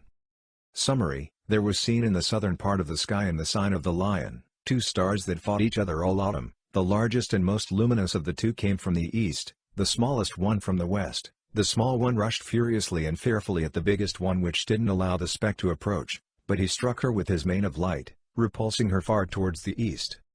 Source: Adamarda Shabans, Chronican, Book 3, ch. 62, in J. Chavandan, Adamard Shabans, Chronique, Paris, Apricard, 1897. Date: Autumn 1023. Location, France. Summary: there was seen in the southern part of the sky in the sign of the lion, two stars that fought each other all autumn. The largest and most luminous of the two came from the east, the smallest one from the west. The small one rushed furiously and fearfully at the biggest one, which didn't allow the speck to approach, but he struck her with his mane of light, repulsing her far towards the east. Source: Audemars de Chabannes, Chronican, Book 3, ch. 62, in J. Chavanon, Audemars de Chabannes, Chronique, Paris, Apricard, 1897. Date: August 10, 27. Location: Cairo in Egypt. Summary: the Nile merchants have seen a big stick of fire above Cairo, the month of Rejab. Very many stars passed over Cairo and the Nile Delta. They were flying with great noise and emitting a bright light. Source: Michel Bugard, The Chronicle of UFO-Large 1977 p. 66. Date: 1028. Location: Russia. Summary: in 1028 there was a serpent-like sign in the sky, so big that it could be seen throughout the Russian lands. It terrified the natives, who fled in terror. The UFO hovered ominously for over 2 days. Source: Date: 1034, UFO flies over Europe. Date: 1034, UFO in the Nuremberg Chronicle. Date: 1036. Location: Taikong, China. Summary: a cloud carrying a female from the sky is said to have come down to the bedroom of Wang's daughter and flown away with her. Chinese writer Shenghua reports, under the reign of Jinyu, 1034-1038, a scholar from Taichung named Wang Lun saw goddess Zigyu flying down into his daughter's bedroom. This goddess knew how to write and was very pretty. A cloud floated under her feet, and she moved fast without effort. Zigyu asked Wang Lun's daughter, "Do you want to travel with me?" She agreed with a sign of her head. At once, clouds formed in the courtyard, and the girl was lifted, but the clouds could not carry her. Zigyu said at once, "There is dust on your shoes, take them off before coming up." The girl did as she was told, and she rose in the clouds that lifted her to the sky. Source: Lycosthenes, Prodigy or Maci Ostentorum Chronicon, Basel, 1557. Translation from Latin by Stephen Batman, The Doom, Warning All Men to Judgment. London, 1581. Date: 1045. Location: England. Summary: when Henry III of that name was Emperor of Rome, in England a certain soothsaying witch was carried away by the devil, which being drawn after him upon his horse with a horrible cry, he carried away up into the air, the cry of which old woman was heard for certain hours almost 4 miles in that country. This constitutes only one of the hundreds of similar stories about witches carried away by paranormal means or by non-human beings, usually thought to be demonic. Source: Date: 1050. Location: Vinland, Newfoundland. Summary: the Greenlanders saga includes a report about a woman named Gudrid who was sitting near the doorway beside the cradle of her son Snorre when a shadow fell across the door and a woman entered dressed in a black close-fitting dress. She was rather short, wore a band around her head, and had light brown hair. She was pale and had such large eyes that their equal had never been seen in a human head. The entity walked over to where Gudrid was sitting and said, "What is your name?" "My name is Gudrid, but what is your name?" "My name is Gudrid," she replied. Then Gudrid the housewife held out her hand, that she should sit by her. But it happened at the same moment, that Gudrid heard a great crack and was then the woman lost to sight, and at the same time one Skrulling was killed by a housecarl of Karlsfni because he would have taken their weapons. And went they now away as usual, and their clothes lay there behind, and their wares. No man had seen this woman, but Gudrid alone. This episode, an early instance of the meme of a woman in black, took place in the days of Thorfinn Karlsfni, the son of Tord Horsehead, the son of Snorre Thordarson of Hofdi. Karlsfni was a companion of Leif Erikson at Brattahlid. The two authors have disagreed about this case since it could be considered a ghost story rather than a UFO case, but numerous modern claims of alien visitation fall in the same category and follow the identical model. Source: Helga Ingstad, Westward to Vinland, London, Jonathan Cape, 1969. Date: April 14, 1054. Location: Rome, Italy. Summary: the Most Blessed Pope Leo, after the beginning of the construction of the aforementioned Church of St. Peter, in the following year, on the 18th day before the 1st of May, i.e., 14th April 1054, a Monday, around midday, happily departed this world. And at the same time and hour as his leaving of the flesh, not only in Rome, where his body lies but also all over the world, appeared to men a circle in the sky of extraordinary brightness which lasted for about half an hour. Perhaps the Lord wished to say that he, the Pope, was worthy to receive a crown in heaven between those who love him. Source: E. Gibadoni, C. Marmo, and V. F. Palcaro. Do we need to redate the birth of the Carb Nebula? Memorie della Società Astronomica Italiana 65, 1994, 624. Date: 1065, Kiev, Ukraine. Alien sighting. Date: 1067. Location: Northumberland, England. Summary: in this year, truly, several people saw a sign. In appearance it was fire. It flamed and burned fiercely in the air. It came near to the earth, and for a little time quite illuminated it. Afterward it revolved and ascended up on high, then descended into the bottom of the sea. In several places, it burned woods and plains. No man knew with certainty what this divide, nor what this sign signified. In the country of the Northumbrians this fire showed itself, and in 2 seasons of 1 year were these demonstrations. The original account, in Gamer's History of the English, in Chronicles and Memorials of Great Britain and Ireland during the Middle Ages. London, Her Majesty's Stationery Office, 1889, Krauss reprint, 1966, runs thus. Many folks saw a sign. In the likeness of fire, it was. In the air it greatly flamed and burned. Towards the earth, it approached. For a little, it quite lighted up. Then it revolved above. Then fell into the deep sea. In many places, it burnt woods and plains. Source: C. E. Britton, A Meteorological Chronology to AD 1450, London, HMSO, 1937, 44. Britton comments, Anglo-Saxon Chronicle gives the date of the return from Normandy as December 6 but does not mention the auroral appearances. Also mentioned by Geoffrey Gamer and L'Histoire des Angles Solem la translation Mestre Geoffrey Gamer, a 12th century manuscript. Date: 1067. Location: at sea, in La Mancha. Summary: from Normandy, several crew members perished at sea in La Mancha. A fire was burning and shining beautifully in the air. He came close to the ground and lit up for some time. Then he returned, got high, and then spun to the inside waters. In many places, it burned woods and crops. In Northumberland, this fire was seen twice in the year. Source: Michel Bougard, The Chronicle UFO, Delarge 1977 p. 66. Date: December 1071. Location: Zhejiang, China. Summary: Scholar Su Dongpo saw a big light emerge from the Yangtze River, scaring away the mountain birds. Source: Shibo, La Chinette les extraterrestres, op.cit, 26. Date: 1077. Location: France. Summary: one object was observed. Source: Flying Saucers Magazine. Date: 1078. Location: England. Summary: in this year appeared the wildfire such as no man before remembered, and moreover it did harm in many places. Source: Date: April 11, 1079. Location: Krakow, Poland. Summary: on this day the Kingdom of Poland survived the worst crisis as a result of a terrible conflict between the Bishop Stanislaw Szczepanowski, who had been sentenced to death by King Boleslav II Generous for treason and executed on that same day. According to old chronicles, the skies opened themselves above the capital of Krakow and 4 eagles with a great sphere came down. The bishop's body was then restored to one piece again, something the locals recognized as a miracle. People also saw strange things and lights in the sky on that day. Source: Robert K. Lesniak UX.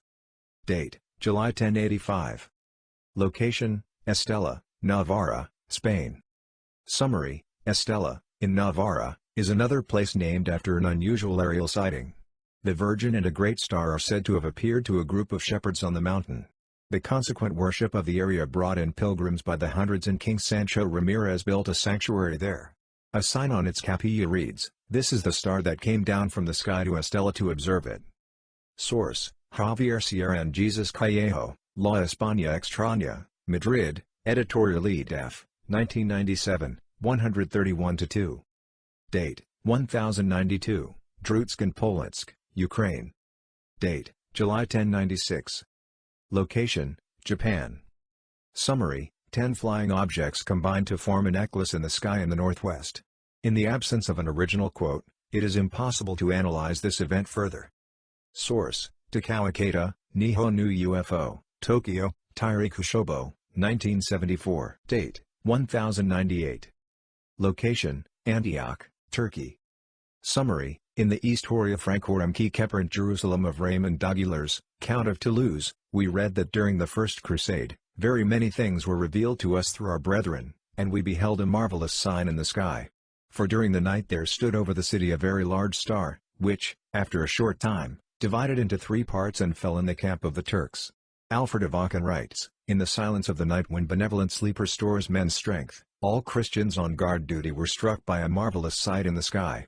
It seemed that all the stars were concentrated in a dense group, in a space the size of about 3 arpon, fiery and bright as coals in a furnace, and gathered as a globe, scintillating. And after burning for a long time, they thinned out and formed the likeness of a crown, exactly above the city, and after remaining for a long time gathered in a circle without separating, they broke the chain at a point on that circle, and all followed the same path. Source: August C. Cray, The First Crusade, The Accounts of Eyewitnesses and Participants, Princeton, 1921, Albert Day, Ibertiaquensis Historia Hierosolymitana and Recueil de Historion des Croisades. Historion Occidentox. RHC. Acco Tome 4, 265-715. Translation by Ioannis Ioannis. Date, from 1098 to 1179. Location. Summary: Life of, Street, Hildegard of Bingen. Hildegard was the 10th child of a large family, his parents very devoted believers in the Lord from an early age. Under the rule of the Old Testament, "Thou shalt give unto the Lord 1/10 of all that belong to you." This is from the age of 8 years that the small Hildegard entered the Benedictine convent of Dissabuddenberg, first for his education and then to take the veil from the age of 14 under the tutelage of Mother Superior Jutta of Sponheim. She pronounced his final vows in death. Jutta of Sponheim. She became the Mother Superior of the convent at the age of 38 years. This is the age of 43 that began visions that she described in a ledger that includes all of his work that remains carefully preserved in the regional library of Hesse and Wiesbaden. This exceptional work written on parchment of 50 centimeters is sealed by steel fittings and weighs over 50 kilograms. Hildegard receiving visions and prophetic visions regarding the great figures of his time. It broadcast these messages from the beyond not only around him but sent to Bernard of Clairvaux to ask his opinion. Bernard replied that her visions were a gift from heaven, a manifestation of the Holy Spirit, and need to continue to publish them. Source. Date, 1098. Location, Worms, Germany. Summary: cavalry forces in the sky near Worms. Source: Mellon 2, Number 5, Michel Bugard, The Chronicle of UFO-Large 1977 p. 67. Date, 1104. Location, Switzerland, or England? Summary: Wolfart notes that torches of fire, glowing lines and lights were often seen flying in the air then. There had that looked like swarms of butterflies or small glowworms of funny species. They flying through the air and obscured the sunlight as if it was the clouds. Christianpians, The UFO Past, Marabou 1977, p. 46, Great Britain. Wolfart note that in Switzerland, in 1104, torches, etc. Source: UFO Files, ed. Marshall Cavendish, 1998 Paris, Special Issue, p. 3. Date, February 16, 1105. Location. Summary: during the first week of Lent, a strange star appeared on the evening of Friday, February 16, and long after we saw a shining moment each night. The star was emerging in the southwest and seemed small and dark, but the light that emitted was very bright and was manifested in the form of a huge beam of light projected in a northerly direction. As an evening it seemed that it was singing ray of lightning in the opposite direction towards the star. Some said they saw other stars in conus about the same time, but we can speak with reserve cars. We did not see us themselves. On the eve of the Cena Dominici Thursday before Easter, 2 moons were seen in the sky before it was light, one to the east and the other to the west, and both were full. Moon was then about 15 of days. Source: Chronicles the UFO, Michel Bugard, page 67. Date, February 11, 1110. Location, Pekhorsky Monastery, Russia. Summary: there was an omen in the Pekhorsky Monastery. On February 11 there appeared a fiery pillar that reached from the ground to the sky, and lightning lit all earth, and thunder rattled at the first hour of night, and everyone saw it. The pillar first stood over the stone Trapeznica, monastery dining room, blocking the side of the cross, and, after a short while, moved to the church and stood over Theodosius' tomb. It then went to the top of the church, turning its face to the east, and afterwards made itself invisible. The record reads, "It wasn't an usual fiery column, but the apparition of an angel, because angels often appeared as a fiery column or a flame." Source: Nestor, Russian Primary Chronicle, Cambridge, Massachusetts, Harvard University Press, 1930, 296-297. The date is sometimes given as 1111. Date: 1113. Location: Wessex, England. Summary: a group of churchmen from Laon in France were going from town to town in Wessex, bearing with them relics of the Virgin Mary, which they used to perform miracles of healing. At the coastal town of Christchurch, they were astonished to see a dragon come out of the sea, breathing fire out of its nostrils. Source: Date: 1116. Location: China. Summary: emerging figure in Vision and Kingdoms of the Song, governance Huizong in 6 years, in 1116, in November, with stars like the moon, slowly southward, and down light, with the same month. The next year, in December Jiayin moon, a star Kisaragi, continued mirror. Source: Date: 1123. Location: London, England. Summary: in the Chronicle of Geoffrey of Broye mention is made of observation in London of ships to the stopover between the clouds. Source: Michel Bougard, The Chronicle of UFO-the-Large 1977 p.67. Date: 1125 AD. Location: Railbach, Freienstein, Germany. Time: 2300 to midnight. Summary: near the above town witnesses, including one Georg Miltenberger, reported seeing a bizarre entity described as resembling a burning man or a man of fire. It was seen running over the hills, spitting fire from its nose and mouth. Some said that they could plainly see its burning ribs. It reportedly remained wandering around the mountainous area for quite some time. Source: Michel Bougard, In Force Pace No. 23, and Gene Ferguson Humanoids. Date: 1130. Location: Bohemia, Czechoslovakia. Summary: a sign, or a monster, resembling a flying serpent is said to have flown over Bohemia, and was recorded by 2 separate historians. Source: Czech magazine Večerní Praha, quoted in the Washington Post, August 2, 1967. The original sources are Canonicae Segredensis Continuatio Cosmi, in Monumenta Germania Historica, MGH, SS 9, 136, and its Gradacenses. Date: 1133. Location: China. Summary: Golden Shishan Wenqi, Jin Date Izong of 10 years, 1133, Mei Yicho, suddenly lost online on the south, are the complex it is. Source: Date: August 12, 1133. Location: Japan. Summary: a large silvery object is reported to have come down close to the ground. Source: Morihiro Saito, Nihon Tenmachi Ryu, Chapter 7. Date: 1133. Location: Christchurch, Hampshire, England. Summary: a group of clergymen from Laon went from town to town in Wessex, bringing with them the relics of the Virgin Mary, which enabled them to effect miraculous cures. Arrived in the city of Christchurch in Hampshire, they were amazed to see a dragon out of the sea throwing fire through his nostrils. Source: UFO Files, ed. Marshall Cavendish, 1998, Paris. Date: 1138, dwarf sighting in Germany. Date: 1142. Location: Prague, Czech Republic.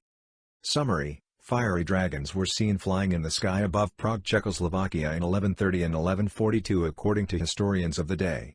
They also show us that in the 18th and 19th centuries flying objects were so frequent in children's scenes of Bohemia informed about them at school. Source: Czech magazine Večerní Praha, quoted in the Washington Post, August 2, 1967. Original: Monarchy Sazavensis, Kant. Cosmi, a 932-1162, date: 1150. Location: Visoki Dekani Monas, Serbia. Summary: hovering objects were observed. 2 objects were observed at a building. Source: Habana, Ion, UFOs from Behind the Iron Curtain, Bantam Y8898, New York, 1975. Date: 1155. Location: Rome, Italy. Summary: during the coronation of Frederick Barbarossa by Pope Eugene III, there appeared in the sky 3 lights, and a cross formed by stars. Source: B. Capone, Lucy Dalla Spazio into Giornale dei Misteri, December 1972, which gives the year as 1152. While Barbarossa was declared king of the Holy Roman Empire in that year, the coronation did not actually take place until 1155 because of widespread unrest within the lands he supposedly controlled, and the disloyalty of his rival Henry the Lion. We hope that future researchers will be able to trace a more precise reference. Date: 1161. Location: Dawn, Alsace, France. Time. Summary: 3 lights or luminous objects were observed by the Lord of Engelberg over the village of Dawn, in Alsace, in 1161. A servant of Ubald, Bishop of Ambri, had stolen a relic from the saint's body, hiding it in his walking stick, which he planted in the ground next to a pine tree. 3 aerial lights were seen coming over the top of the tree. The next morning the servant found his stick immobilized and was unable to pick it up. This impressed people so much that they built a chapel to commemorate the miracle. Each year in Dawn, on the 30th of June, 3 fir trees, in reference to the 3 lights, are cremated in front of the main church in celebration of this foundation legend. The celebration is known as the Cremation des Trois Sapins and still occurs today. Source: Johannes Andreas Schenk, Sanctus Theobaldus, Freiburg, 1628. Date: 1166. Location: China. Summary: Shaong roads to 2 years, 1166. Zhao Guangxian take a commitment on the Imperial Way House Division. To the summer months insomnia, Kai families enjoy fresh air, see the day full moon in the yard, such as, instead Sai, said, moonlight good. Fades under Russian Ting, Yui hen slightly reduced, Sri Lanka in a light off, looking radiant stars, but the evening is a dark day, in fact nobody knows what that light also. Source: Yi Jian Volume 19. Date: Christmas Eve 1167. Location: England. Summary: 2 stars appear on Christmas Day. The actual quote is from Nicholas Trivitus, Annal, at the watch night, Vigilia, of the Lord's Nativity, 2 fiery stars appeared in the western sky. One was large, the other small. At first, they appeared joined together. Afterwards, they were for a long time separated distinctly. It is probable, but not certain, that the sighting was made in England. Source: Nicholas Trivitus, 1258-1328, Annats Sexergumonti. Trivitus was not contemporary with the event, so he must have copied it from an older chronicle. Date: 1169. Location: China. Summary: in the history of the Song dynasty it is written that in the 5th year of the Qiantao, now known as Qianao, era, which corresponds with 1169 AD, dragons were seen battling in the sky during a thunderstorm. 2 dragons fled and pearls-like carriage wheels fell down on the ground, where Herd's boys found them. Source: Dr. M. W. de Visser, The Dragon in China and Japan, Amsterdam, Johannes Muller, 1913, 48. Visser quotes from the Wu-Ki. Date: March 9, 1170. Location: St. Ostwith, Sussex, England. Summary: the 12th century chronicler Ralph Niger reports that March 9, 1170, in St. Ostwith in Sussex, southeast England. The chronicler Ralph Niger 12th century tells of a dragon incredibly large was observed, leaving Earth to fly through the air. The air was aflame with fire by his action and a house was burned to ashes, and its dependencies. Source: UFO Files, ed. Marshall Cavendish, 1998, Paris, Special Issue, p. 4. Date: 1171. Location: Teruel, Aragon, Spain. Summary: Alfonso II and his men observed a wandering bull and a mysterious, star-like luminous object hovering above. As described in a current historical brochure about the town, tradition says that in the 12th century, during the reconquest of Spain, King Alfonso II, after taking several important positions, continued along the banks of the River Martin and upon reaching what is now Teruel, he split his army up, leaving part of his warriors in the Sella Plains with orders to remain on the defensive, and he then proceeded to confront the rebels in the mountains of Parad. This is the point where history and legend blend together. The warriors disobeyed the king's orders and ran after a bull that was being followed by a star from heaven because they had seen it in premonitory dreams, a sign, according to them, which marked the place where a new town was to be established. In this way they took the fortress of Teruel, planting their banner in the conquered fortress. Source: Javier Sierra and Jesus Callejo, La España Extraña, Madrid, Ediciones EDAF. 1997, 122-4.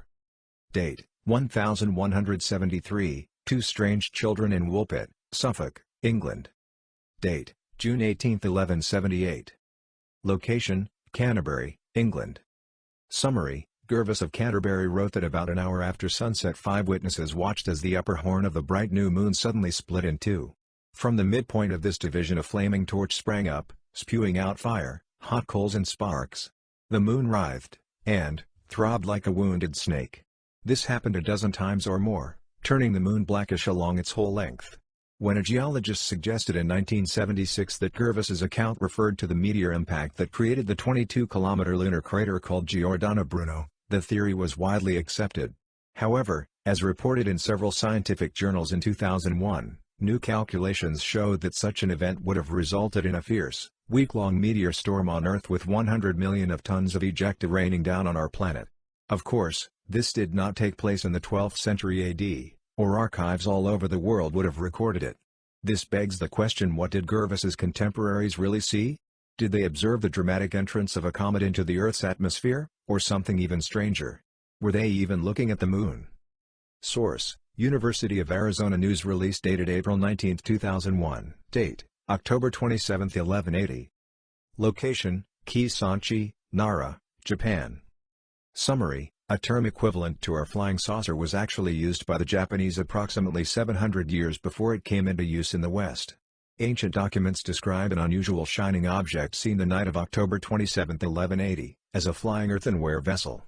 After a while the object, which had been heading northeast from a mountain in Kii province, changed its direction and vanished below the horizon, leaving a luminous trail. Source: Jacques Vallée, Passport to Magonia, pages 4-5. Date: 1182. Location: Friesland, Holland. Summary: the chronicler Winsemius, 1622, reports, in his Chroniak van Friesland that 4 suns and a score of armed men were seen in the sky. Source: Volksverhalen en Legenden van Vergeer. Groningen, 1843. Date: 1185. Location: Mount Nyoagatake, Japan. Summary: first there were red beams behind the mountain, and then an object like a luminous wheel flew over, and entered the sea. The witnesses were fishermen. Source: Brothers Magazine 3, 1, 1964. Date: August 9, 1186 or 1189. Location: County of Bedford, Dunstable, England.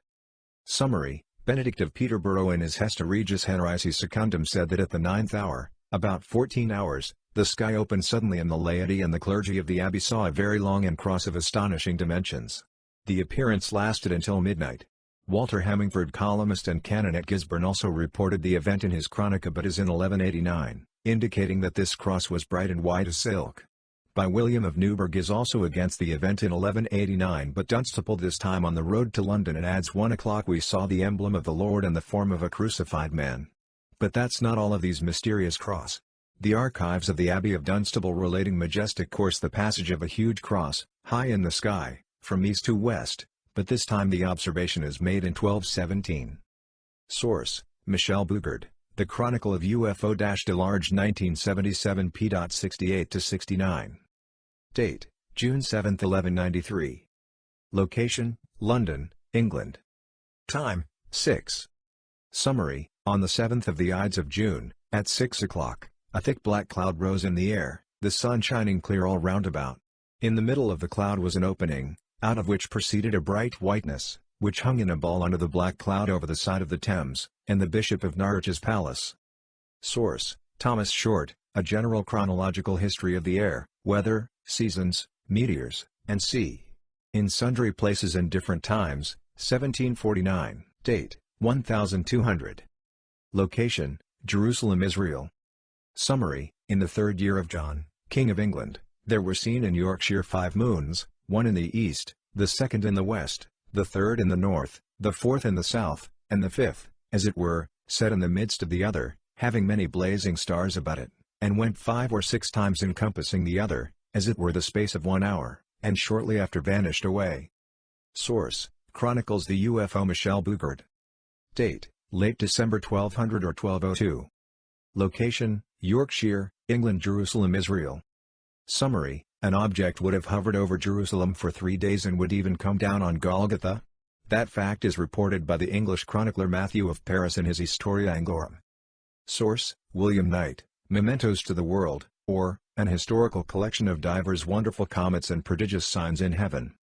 Printed by T. Haley, for T. Passenger, London, 1681. Date: 1207 AD. Location: Tilbury, England. Summary: Tilbury Gervas of Tilbury writes in Ocio Imperialia about an aerial ship which caught its anchor on a pile of stones. An occupant came down from the ship and managed to free it, however he was asphyxiated by the atmosphere. Source: http://www.biblufo.com/ufos2.htm. Date: 1207-1211, Gravesend, Kent, England. Date: 1211. Location: Cloera, Ireland. Summary: During Sunday Mass an anchor drops from sky, attaches to church archway. Being jumps off craft and swims down through air, attempting to release it. Anchor rope cut, craft sails away, anchor kept. Source: Steiger, Brad. Flying saucers are hostile. Date: 1218. Location: Munster and Cologne, Germany and Hollandlide, Germany. Summary: As well as in Cologne and Munster and Leiden, they saw a formation of 3 crosses across the sky. Source: Michel Bugard, The Chronicle of UFO-Delarge 1977 p.68-69. Date: 1218. Location: Friesland, Holland. Summary: There was even a blue cross on top of Friesland at the same time. Source: Michel Bugard, The Chronicle of UFO-Delarge 1977 p.68-69. Date: November 30, 1222. Location: London, England. Summary: Of dragons are observed above the city. After observing severe storms cause major flooding. Source: Mysterious Britain.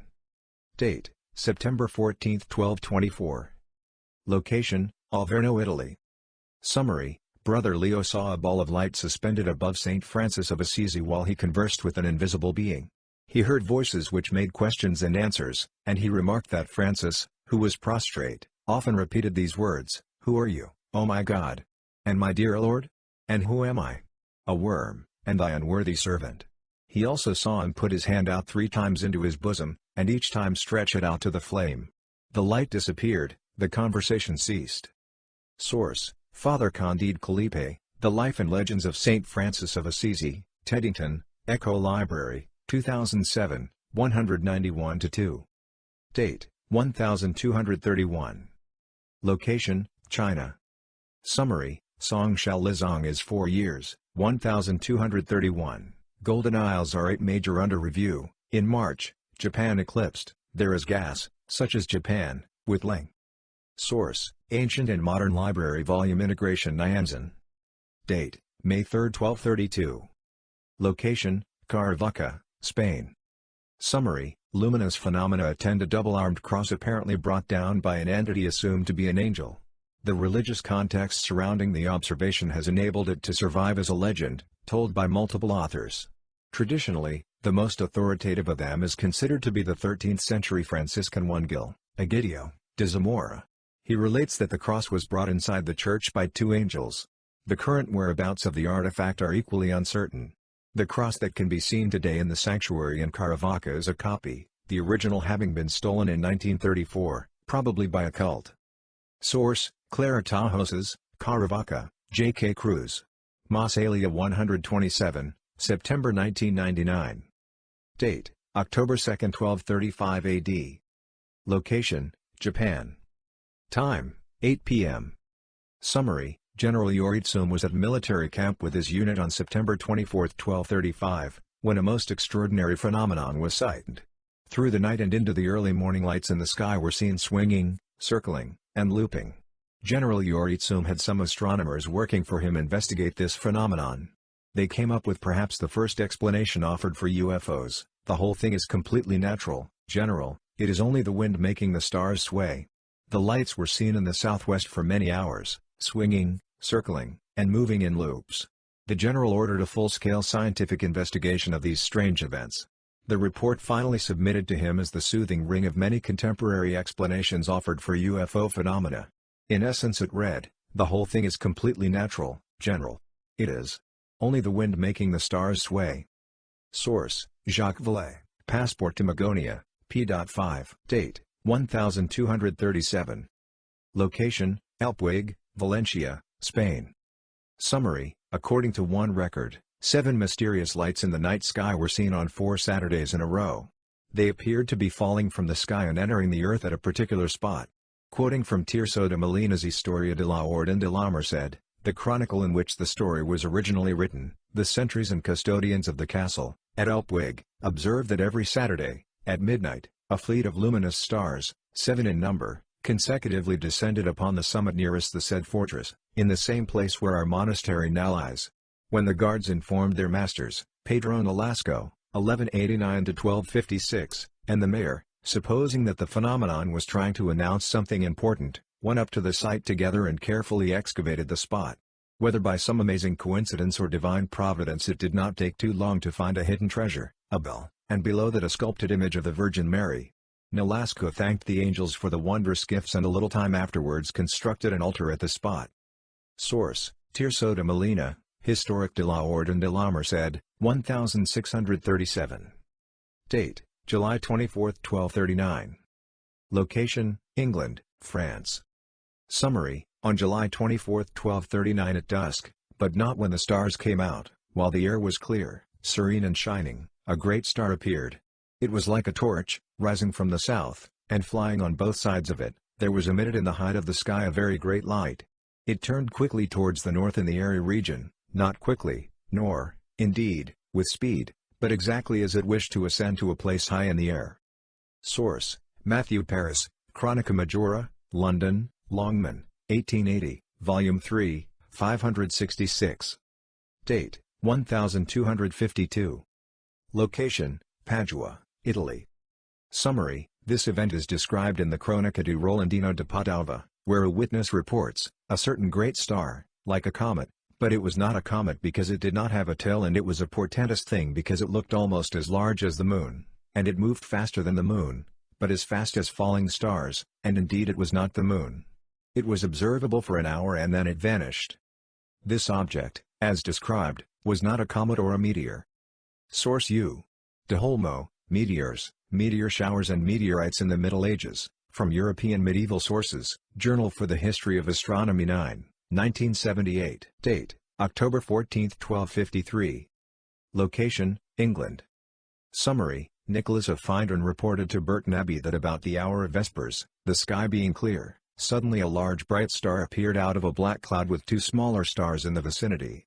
A battle royal soon commenced, the small stars charging the great star again and again, so that it began to diminish in size, and sparks of fire fell from the combatants. This continued for a considerable time, and at last, the spectators, stupefied, by fear and wonder, and ignorant of what it might portend, fled. Source: Annales de Burton, in H. R. Luard, ed., Annales Monastici Volume 1, London, HMSO, 1864. Date: January 1, 1254 AD. Location: St. Albans Abbey, England. Time: midnight. Summary: at midnight in the clear and serene sky with the stars shining and the moon 8 days old, there suddenly appeared in the sky a kind of large ship, elegantly shaped, and well equipped of marvellous color. Certain monks of St. Albans saw it for a long time, as if it were painted, and a ship made of planks, but finally it began to disappear. Source: Vallée, Jacques Anatomy of a Phenomenon, Henry Regnery, Chicago, 1965. Date: 1258. Location: Cologne, Germany. Summary: use of fireworks rocket is already reported in 1258 in the Chronicle of the City. Source: In Space Assault Georges H. Gallet, ed. Of Modern Thought, p. 26. Date: December 6, 1269. Location: Krakow, Poland. Summary: Martin Kromer in his History of Poland says that on December 6, at dusk, a strange cross-shaped brilliance shone high in the sky and lit up the city of Krakow. Source: Martin Kromer, History of Poland. Date: 1270. Location: England, Bristol. Summary: a spaceship was seen, which landed and an occupant came down from a ladder and was suffocated in the Earth's atmosphere.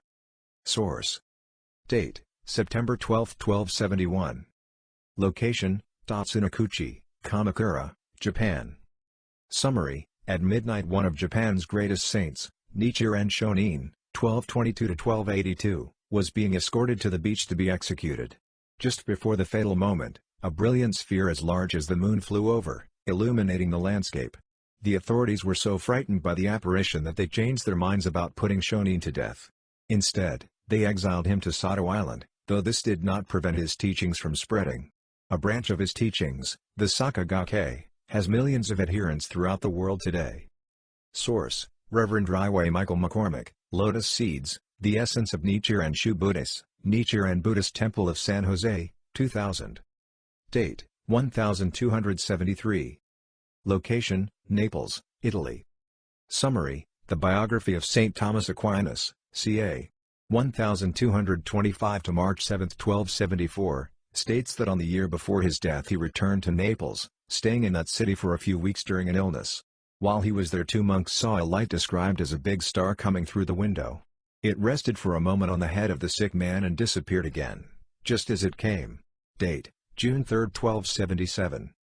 Location: Baoding-Hebei, China. Summary: extract of Lu Ying. I get up at dawn and through the window, a very bright nearby star that crosses the Milky Way. Now I see three bright objects appear in the southern sky, two fly away and disappear suddenly from my sight. One who remains has five unequal lights under it, and on its upper part I notice something domed. The unknown object begins to zigzag, like a dead leaf. At the same time something falls from the sky on fire. Shortly after the sun rises, but its luster is tarnished by the luminous object that moves rapidly in the direction of north.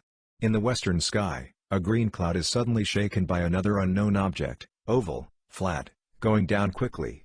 This item has more than 3 meters long, is surrounded by burning flames, shortly after it began its descent. Source: Shibo, La China Les Extraterrestres, op.cit, 37. Date: 1284. Location: Parma, St. Rufino, Italy. Summary: on August 6, 1284 the naval battle of the Meloria, between the forces of Genoa and Pisa, took place. It is said in the Chronicon Parmesan, of the Franciscan monk Salim de Adam, 1221–1287, it should be known that this battle and massacre between the Genovesi and Pisani had already been foretold and announced long before it happened. In the town of St. Rufino, in the Diocese of Parma, some women peeled, washed the linen at night, and they saw two great stars meeting in the sky. They drew away from each other and still collided again, and chased one another, and more than once. Source: Giuseppe Scalia, ed., Chronica Fratris Salim de Adam Ordinus Minorum, La Terza, 1966. Date: 1290. Location: Byland, North Yorkshire, England. Summary: William of Newburgh's Chronicle in Yorkshire, England contains this description: the abbot and monks were at a meal, when a flat, round, shining, silvery object flew over the abbey and caused the utmost terror. At Byland, or Begaland Abbey, the largest Cistercian abbey in England, in the North Yorkshire Riding, while the abbot and monks were in the refectorium, a flat, round, shining, silvery object, discus is the word used in the Latin account, flew over the abbey and caused the utmost terror. William of Newburgh's Chronicle of a flying saucer seen in England toward the end of the 12th century. Source: the Ampleforth manuscript Harold T. Wilkins, Flying Saucers on the Attack, p.18. Date: August 3, 1294. Location: Japan. Summary: during a parade, a red shining object appeared, coming from the direction of a shrine. It resembled the moon, and flew north. Source: Morihiro Saito, Nihon Tenman-shiryu. Chapter 7, Meteor, the Messenger from Space. Date: May 1295. Location: Hing, China. Summary: a strange phenomenon was witnessed in the 5th month of the year Yue, which corresponds with 1295. In a short time a heavy wind came riding on the water, reaching a height of more than a chang, 10 chi or feet. Then there fell from the sky more than 10 fireballs, having the size of houses of 10 divisions. The two dragons immediately ascended to the sky, for heaven, afraid that they might cause calamity, set out sacred fire to drive them away. The 14th century chronicler of this incident, Chu Mi, adds that he had personally observed the results of another dragonfall. Seeing the scorched paddy fields of the peach garden of the Tsing, he interviewed one of the villagers. Yesterday noon a big dragon fell from the sky, he was told. Immediately he was burned by terrestrial fire and flew away. For what the dragons fear is fire. Source: M. W. de Visser, The Dragon in China and Japan, Amsterdam, Johannes Miller, 1913, 48-49. Date: September 8, 1296. Location: Loreto, Italy. Summary: Before dawn, mysterious globes of light appeared repeatedly in the sky of Loreto, falling, stopping and disappearing suddenly. The phenomenon was witnessed by a hermit, Paul Selva, who wrote a famous letter to Charles II dated June 1297. The phenomenon appeared as a body of elliptical shape. A writer named Mantovano, who obtained the information from a record dating back to 1300, notes, he saw a light in the shape of a very bright comet measuring 12 feet in length and 6 in width, coming down from heaven in the direction of the church, and after it approached, vanished at the site. The object, obviously, was not a comet. Source: G. Garrett, Loreto, Nuova Nazareth, Recanati, 1894, O. Torsellini, Laurentana Historia, trans. B. Quattrini, Bologna, 1894. Date: December 24, 1299. Location: Trier, Treves, Germany. Summary: The Chronicle of the Archbishops of Trier, the Hesta Trevirensium Archiepiscoporum, makes an interesting reference to an object in the sky. The term they employed, cometa, could actually refer to virtually any luminous body in the sky, not necessarily to a comet as we define it today. In fact, this particular comet behaved very strangely. It was just after midnight. The sky was unusually misty and a foggy frost covered the land. Inside the darkness itself, a comet the size of the moon appeared as if hanging in the air, tinted by an ardent redness, and which disappeared after an hour. And again, in between a small interval, two comets appeared simultaneously a short distance from one another, exhibiting the same size and color as earlier, but they disappeared immediately. A third time, after a short hour, another one appeared, in all respects visible in the size and color of its predecessors, and which also vanished immediately. Source: Hesta Trevirensium Archiepiscoporum, in E. Martin and Uderand, Veterum 91 Scriptorum et Monumentorum, Amplissima Collection, Volume 4, Paris, 1729. Date: December 1317. Location: Tver, Russia. Summary: In December 1317 a strange circular UFO plagued the city of Tver for over a week, before eventually moving northward and out of sight. The circle, which was bright green and emitted a pulsating red glow at its center, produced 3 rays, 2 pointed eastward, and 1 westward. Source: Date: 1319 AD. Location: Russia, no exact location given. Summary: At night, over Russia, people observed fiery pillars. They extended from the ground toward the sky. Some also sighted a heavenly arc. Yet others saw horse-like flying entities, equipped with lanterns. Source: Philip Mantle, Paul Stonehill, UFO USSR. Date: 1320. Location: Durham, England. Summary: After the abbot of Durham Abbey died and was buried, a strange light was seen to descend from the sky and move about over his grave. Source: Robert de Gratains, Historia Dunilmensis. As published in Historia Dunilmensis Scriptoris Trace, London, Edinburgh, Publications of the Surtees Society, 1839. Date: November 4, 1322. Location: Uxbridge, England. Summary: In the first hour of the night there was seen in the sky over Uxbridge a pillar of fire the size of a small boat, pallid, and livid in color. It rose from the south, crossed the sky with a slow and grave motion, and went north. Out of the front of the pillar, a fervent red flame burst forth with great beams of light. Its speed increased, and it flew through the air. Many beholders saw it in collision, and there came blows as of a fearful combat, and sounds of crashes were heard at a distance. Source: Flores Historiarum attributed to Robert of Reading, Rerum Britannicarum Medievi Scriptoris 95, v. 3, 210-211. Mar UFO 21. Date: 1330. Location: Beaune, France.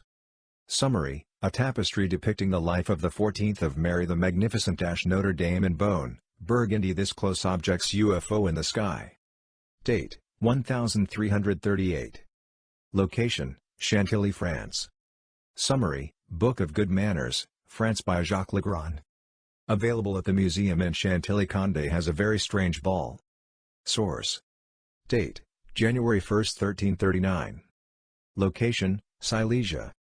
Summary: Silesia angel hair revenans filamentary material. In 1339, there was a drop in Silesia sheets having the appearance of a cotton felt. The microscopic examination men would have revealed that the substance that came primarily composed of conifers. We do not know if that means it was needles, gins or pollen. Source: Edinburgh Rev. 87-197. Date: 1347 to 1350 AD. Location: Florence, Italy. Summary: Writer Gianfranco degli Esposchi mentions that reports relating to the period of the famous Black Plague, between 1347 and the 1350, speak of strange cigar-shaped objects slowly crossing the sky, sometimes at low altitude, dispersing in their passage a disturbing mist. He attributes the Black Plague to these objects because immediately after the appearance of these shocking events, the epidemic exploded in that area. In Florence, a huge mass of vapors appeared in the sky, coming from the north. It spread throughout the land. In the east in the same year, many animals fell from the sky. Their decomposing animal carcasses were said to make the air fetid and to cause the spread of the infamous illness that was fatal in India, Asia, and Britain. In Florence alone it killed 60,000 people. Source: Gianfranco degli Esposchi, Travi di Fuoco e Segni Divini, Power and HLE del Medio Evo, www.edicolaweb.net/ufosla6r.htm, Lycosthenes, Pronagiorum Accustantorum Chronicon, Basel, 1557. Date: July 18, 1349. Location: Japan. Summary: Two shining objects appeared from the southeast and northwest. They had a terrible clash as they appeared to maneuver acrobatically, emitting flashes. Source: Morihiro Saito, Nihon Tenman-shiryu. Chapter 8, The Messenger from Space. Date: 1350. Location: Serbia, Kosovo. Summary: In the 14th century, on a fresco from the monastery of Dityuni, Kosovo, dated 1350, shows two characters and two flying objects, one chasing the other. The characters seem strange watching the scene, frightened. Explanation: Anthropomorphic representation of Byzantine style symbolizing the sun and moon. Site of Mr. Diego Coey. Date: December 1352. Location: North of England. Summary: A kind of powerful light beam scanning the sky in the north of England. Source: Michel Boucard, The Chronicle of UFO-Delarge 1977 p.71. Date: February 5, 1355. Location: Suzhou, Pingjiang, Jiangsu Prov, China. Summary: Big noise in the sky, vision of a large black cloud with flames and lights, loaded with troops. Physical destruction. Source: Shibo, La Chinette les extraterrestres, op.cit, 30, citing writer Cao Thungyi. Date: Summer 1355. Location: Leicester, England. Summary: According to the Chronicon Monarchy Leicestrensis Henry Nigton, in the summer of 1355 a red banner and another appeared in the blue sky, and Leicester were also observed in many parts of England. They sometimes appeared as closer to collide. Finally defeated the red banner and the blue dashed to the ground, that everyone lives. Date: March 16, 1356. Location: China. Time. Summary: Following chronicle, Yuan Shun, in favor of positive 16, 1356, in March, compared with a swing of 2 days. The Country Whispers also contains Yuan Shun, who favored positive for March 16, when the day ASR, the day suddenly weak, if the fog and mist, the noise made by the city, days on the 2nd. Fruit see a 2-day delivery and defeated open free, then together. Source. Date: December 18, 1358. Location: China. Summary: Yuan Shun, who favored the positive 18, 1358, in December, by the days or Taibai. Source: Astronomical Journal. Date: Summer 1360. Location: England and France. Summary: And in the summertime of this year, in flat and deserted places in England and France, and often visible to many, there suddenly appeared 2 towers, from which 2 armies went out, one of which was crowned with a warlike sign, and the other was clothed in black. And a second time the warriors overcame the blacks, and returned to their tower, and the whole vanished. Source: The Chronicon Angliae, covering 1328 to 1388, is attributed to Thomas Walsingham, d. 1422. C. E. Britton, Meteorological Chronology to AD 1450, London, HMSO, 1937, 144. Date, 1361. Location, Yamaguchi Prefecture, Western Japan. Summary: a flying object described as being shaped like a drum, about 20 feet in diameter, emerged from the inland sea off western Japan. Source: Date, June 1364. Location, China. Summary: following chronicle, Yuan Shun, in favor of positive year-round, 1364, June Zhu and the Great View of the Starry Night in southern Henan government, light as day, following chronicle, Yuan Shun, in favor of positive year-round, 1364, June Mao, triple star of the day C, the process gas in which transverse white. Source: Date, between 1368 and 1399. Location, along the Yellow River, China. Summary: during the reign of Emperor Hongwu of the Ming Dynasty, Chu Jingxi the commander had his troops along the Yellow River. One afternoon, in a village Sycamore, a huge glowing object fell into the river, flames jetting out of the camps set up waves at the water's edge, several soldiers were wounded. Source: SHIBO, China and the Aliens ed. Mercure de France, 1983, p. 41, date, July 1370. Location, China. Summary: Edit Ming, Critical History, Taitsu Ming Hongwu years, 1370, July Haiyi, NGKW Unite, with stars as big as Yuqing Base. From the swarm of north-northeast slowly line, depending on the light for about 4 Zhongyu, scattered to broken stars, not in the clouds. Source: Date, February 1382. Location, Paris, France. Summary: before the Maillet's uprising, a fiery flashing globe was seen for a period of 8 days, roaming from door to door above the city of Paris, without there being any wind agitation nor lightning or noise of thunder, and on the contrary, the weather never ceased to be serene. Source: Chronique du Religieux Saint Denis contenant le règne de Charles VI de 1380 à 1422. Tome 2, Paris, 1840. Date, 1384. Location, Caravaca, Spain. Summary: strange aerial lights were frequently associated with miracles in medieval Spain. In 1384, while the Caravaca cross, see case 109 above, was being transported from the village of Caravaca in Murcia to the village of Lorca y Totan, 2 lights in the sky accompanied the crossbearers throughout the journey. They did not disappear until the object was in place. There are several stories about the Caravaca cross, which had more than its fair share of magical adventures. There are legends about how it teleported from one place to another and how it attracted luminous phenomena on more than one occasion. Source: Clara Tajoses, Caravaca, J.K. Cruz. Massalia 127, September 1999. Date, July 15, 1385. Location, London and Dover, England. Summary: on July 15, 1385 at London and likewise at Dover, there appeared after sunset a kind of fire in the shape of a head in the south part of the heavens, stretching out to the northern quarter, which flew away, dividing itself into 3 parts, and travelled in the air like a bird of the woods in flight. At length they joined as one and suddenly disappeared. Source: C. E. Britton, A Meteorological Chronology to AD 1450, London, h.m.s.o.com in 1937, 149, also noted by John Malvern, a monk of Worcester, who certainly contributed to the Polychronicon, begun by Ranulph Higden, a monk of Chester, but continued the chronicle only as far as 1377. Date, September 1385. Location, China. Time. Summary: Ming Chronicle, Taitsu Ming Hongwu 18 years, in 1385, in the Tigris in September, the day after Bei, Yingwo with the same degree, there are guest stars C. Tai Wei Yuan. Yiyu, Bei Fu 1 day, Dingai C also committed Yingwo.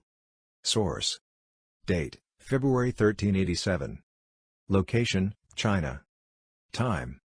Summary: Ming Chronicle, Ming Taitsu 20 Hongwu, 1387, Horse Moon in February, the Club 5 stars, July Renan C, Bei and triple stars all day, C. Source: Date, October 14, 1387 AD. Location, Leicester and in Northamptonshire, England. Time, 6 o'clock. Summary: a certain appearance in the likeness of a fire was seen in many parts of the Kingdom of England, now in one form, now in another, nearly on a single night, yet in various places, throughout the months of November and December, and some appeared in the form of a burning revolving wheel, others again in the form of a round barrel of flame emitting fire from above, yet others in the shape of a long fiery beam, and it thus appeared in one form or another through a great deal of the winter, especially in the counties of Leicester and Northants. Source: Chronican Henry Knighton, Weltnithon, Monarchy Leicestrensis, or the Chronican of Henry Knighton, d. 1396. The book covers 1337 to 1396, and after Knighton's death was continued by another scribe. See also C. E. Britton, A Meteorological Chronology to AD 1450, London, HMSO, 1937, 150. Note that the date might be November. Date: November and December 1388. Location: County of Leicester and Northampton, England. Time. Summary: the continuation of the Chronicle of Leicester. Henry Knighton says that in November and December 1388, a fire in the sky, like a wheel spinning and on fire, or a circular barrel of flame, emitting fire from above, and other forms of long burning rays, were observed much of the winter in the county of Leicester, and also in Northampton County. In 1388, Henry Knighton in his continuation of the Chronicle of Leicester, reports that a fire in the sky, like a wheel spinning and on fire, or a circular barrel of flame, emitting fire from above, and other like long fiery rays, were observed. 1388, 8. Source: Date: January 8, 1388/1389. Location: Ragusa, Sicily, Italy. Time: 2300 hours. Summary: passage of several very bright objects and a land above the convent of the Friars Minor of Ragusa. Source: Henry Dorrant, The Black Book of Versus, Lafon 1970, p. 59. Date: April 1389. Location: Leicester, England. Time. Summary: the same source, continuation of the Chronicle of Leicester. Henry Knighton reports that the following year, 1389, in the city of Leicester was seen in several places, in April, a flying dragon.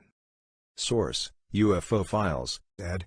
Marshall Cavendish, 1998, Paris, Special Issue, p. 5. Date: September 2, 1389. Location: Forlì, Italy. Time: 2 p.m. Summary: a strange object flying over Forlì, Italy, repeatedly. There appeared in the beginning of September many Osud, name given to celestial objects, notes Professor Marzocchi, in the air and shooting stars. The second day of September, the second hour of the night, appeared to men who were in the public square of Forlì and other locations, and other assembled a large Osud that slowly crossed the sky, and which was held in the space of 2 time Pater Noster and was in great length by 1 step, and that at his death, men who were on the site reported, sent a smell of burning wood. And we heard other people who provided that said Osud on fire traveled air as its own. But then he remained motionless for some time in space, and after that time it gradually disappeared, leaving its place as a cloud of vapor, and the rest had taken the form of snakes, which were quite admirable. Source: Michel Bougard, The Chronicle of UFO-Large 1977 p.72. Date: January 1390. Location: Bologna, Italy. Time. Summary: a ball of fire that rotated over the roofs, and inside were seen the faces of some devils who were trying to see outside. Source: Il Domani di Bologna, 21, October 2006, 10. Date: January 26, 1390. Location: Messina, Sicily, Italy. Summary: Mongitor writes a similar appearance was seen at 2 hours of the night in Messina, as you saw fall from the sky above the cross, at the top of the dome of the monastery of the Fathers of St. Salvador. The monks were astonished at this view, but it was not certain how long the light was seen, so the fear was brief, as having lasted half an hour, then it went back up to heaven. We retain this case because a light visible for half an hour going up in the sky is unlikely to be a meteor. Source: Antonino Mongitor, Delia Cecilia Ricercata Nelcos P3 Memorabilia, Palermo, 1742. Date: September 2, 1394. Location: Fundão, Portugal, Forlì, Italy. Summary: at the second hour of the night, men walking in the main square of Forlì saw an enormous celestial object, fly over very slowly. Duration: the time of 2 paternosters. It left a smell like burning wood. Some witnesses described it as motionless in the sky for a while, then evaporates into a cloud. Source, F. Guarini, I. Terramoti Forlì, Croppi, Forlì, 1880, 142. Date, Winter 1394. Location, England. Summary, a certain thing appeared in the likeness of fire in many parts of England every night. This fiery apparition, oftentimes when anybody went alone, it would go with him, and would stand still when he stood still. To some it appeared in the likeness of a turning wheel burning, to others some a round object, the likeness of a barrel, flashing out flames of fire at the head, to others, the likeness of a long burning lance. Source, Raphael Holinshead, Chronicles of England, Scotland and Ireland, London, J. Johnson, 1808 Volume 2, 829. Date, 1395. Location, Languedoc, France. Summary, by Jean Juvenal d'Arsene. We read the following: In the land of Languedoc was sight to the sky big and five small at while, which as it seemed, and wished to fight as loyant big and well followed by the space of half an hour. And we oyo it voice to heaven by way of cries. And was seen after a man who seemed est copper, holding a spear in his hand, and throwing fire, which grabbed the big at while and hit it. Once and nothing was seen. In no steps were Gian Gil's voice and the rustle of armor and people who combatient. Donnian things which people, great fear, and not without cause. And because those things advenerant before the battle of Hungary, said, that this in no estoit meaning. Source, L'Histoire de Charles VI, Roi de France, et des choses mémorables advenues durant 42 années sans règne, depuis 1380 jusqu'à 1422, by Jean Juvenal d'Arsene, Évêque de Reims. Published by Michaud and Bougeot, La Nouvelle Collection des Mémoires pour servir une histoire de France depuis le siècle jusqu'à la fin du XXe, Tome 2, 1836. Date, 1400? Location, Fundão, Portugal. Summary, a little girl disappears for 3 days. It is found and she finally told when she was taken by a white lady who had offered him water to drink in a bell. Source. Date, 1400? Location, Basilica Notre Dame in Beaune, Burgundy, France. Summary, the Magnificat created in the 15th century. It depicts the life of Mary. A hat-shaped object can be clearly seen in the tapestry. Above. Source. 1440 Masolino. Date, 1400? Location, Florence, Italy. Summary, on the canvas of Masolino de Panical, 1383–1440, in the Church of Santa Maria Maggiore, depicting Jesus and Mary on very non-vaporous lenticular clouds, flat and circular, or accompanied by an armada of flying saucers stretching beyond the horizon. Source, The Miracle of the Snow. Date, 1400. Location, Catamarca, Argentina. Summary, God the Rainbow, a drawing dating from 1000 to 1400 after FC. And from the province of Catamarca, in Argentina, there are locked in the graphics of negation God arc-en-ciel 4 singular representations whose interpretation may be, the figurative negation tie-in of figures dressed negation combination of sounds, or robots. B. Fu negation figuration C's fitted caps and even connected to the ground by their scales. Source. Date, June 14, 1403. Location, Russia. Summary, 3 objects appeared in the sky on June 14, 1403. They were sun-like, and they emitted blue, green, and crimson rays. They formed a pattern that was something like an arc. The last object was cross-like, great in size, and it appeared to remain, pulsating, at the heart of the moon. It hovered there for over an hour before disappearing. Source. Date, June 30, 1400. Location, Myers Spring Canyon, Texas. Summary, what I have is a picture of Stone Age art painted at Myers Spring Canyon that looks like a shaman standing next to a UFO. Source, Newfork. Date, 1404. Location, China. Summary, Volume Nian Ming, Yongli year, 1404, Dragon October 14, with stars like light yellow. Source. Date, 140? Location, China. Summary, this is an old Chinese illustration from a fictional book entitled Illustrated Survey of Weird Countries, circa 1400 AD, and had the following original caption, Jigung Land, the people could make flying cars that traveled far with a suitable wind. Intern's Day, circa 1700 BC, Jigung people flying a car on a westerly reached Yuzhou. Term dismantled their car so it could not be demonstrated to the people, Later an east wind came on which he had them fly the car back to their own country, 5,000 kilometers, west of our gateway. Source: Date: 1400s. Location: Kiev, Ukraine. Summary: This 15th-century fresco from Kiev seems to show Jesus in a rocket-type device. Notice that the attendants seem to be wearing helmets like the glass globe space helmets from popular science fiction more than simple halos. These completely encircle the heads. Source: Date: September 16, 1408. Location: Rome, Italy. Time. Summary: 3 stars were seen to fly over Rome.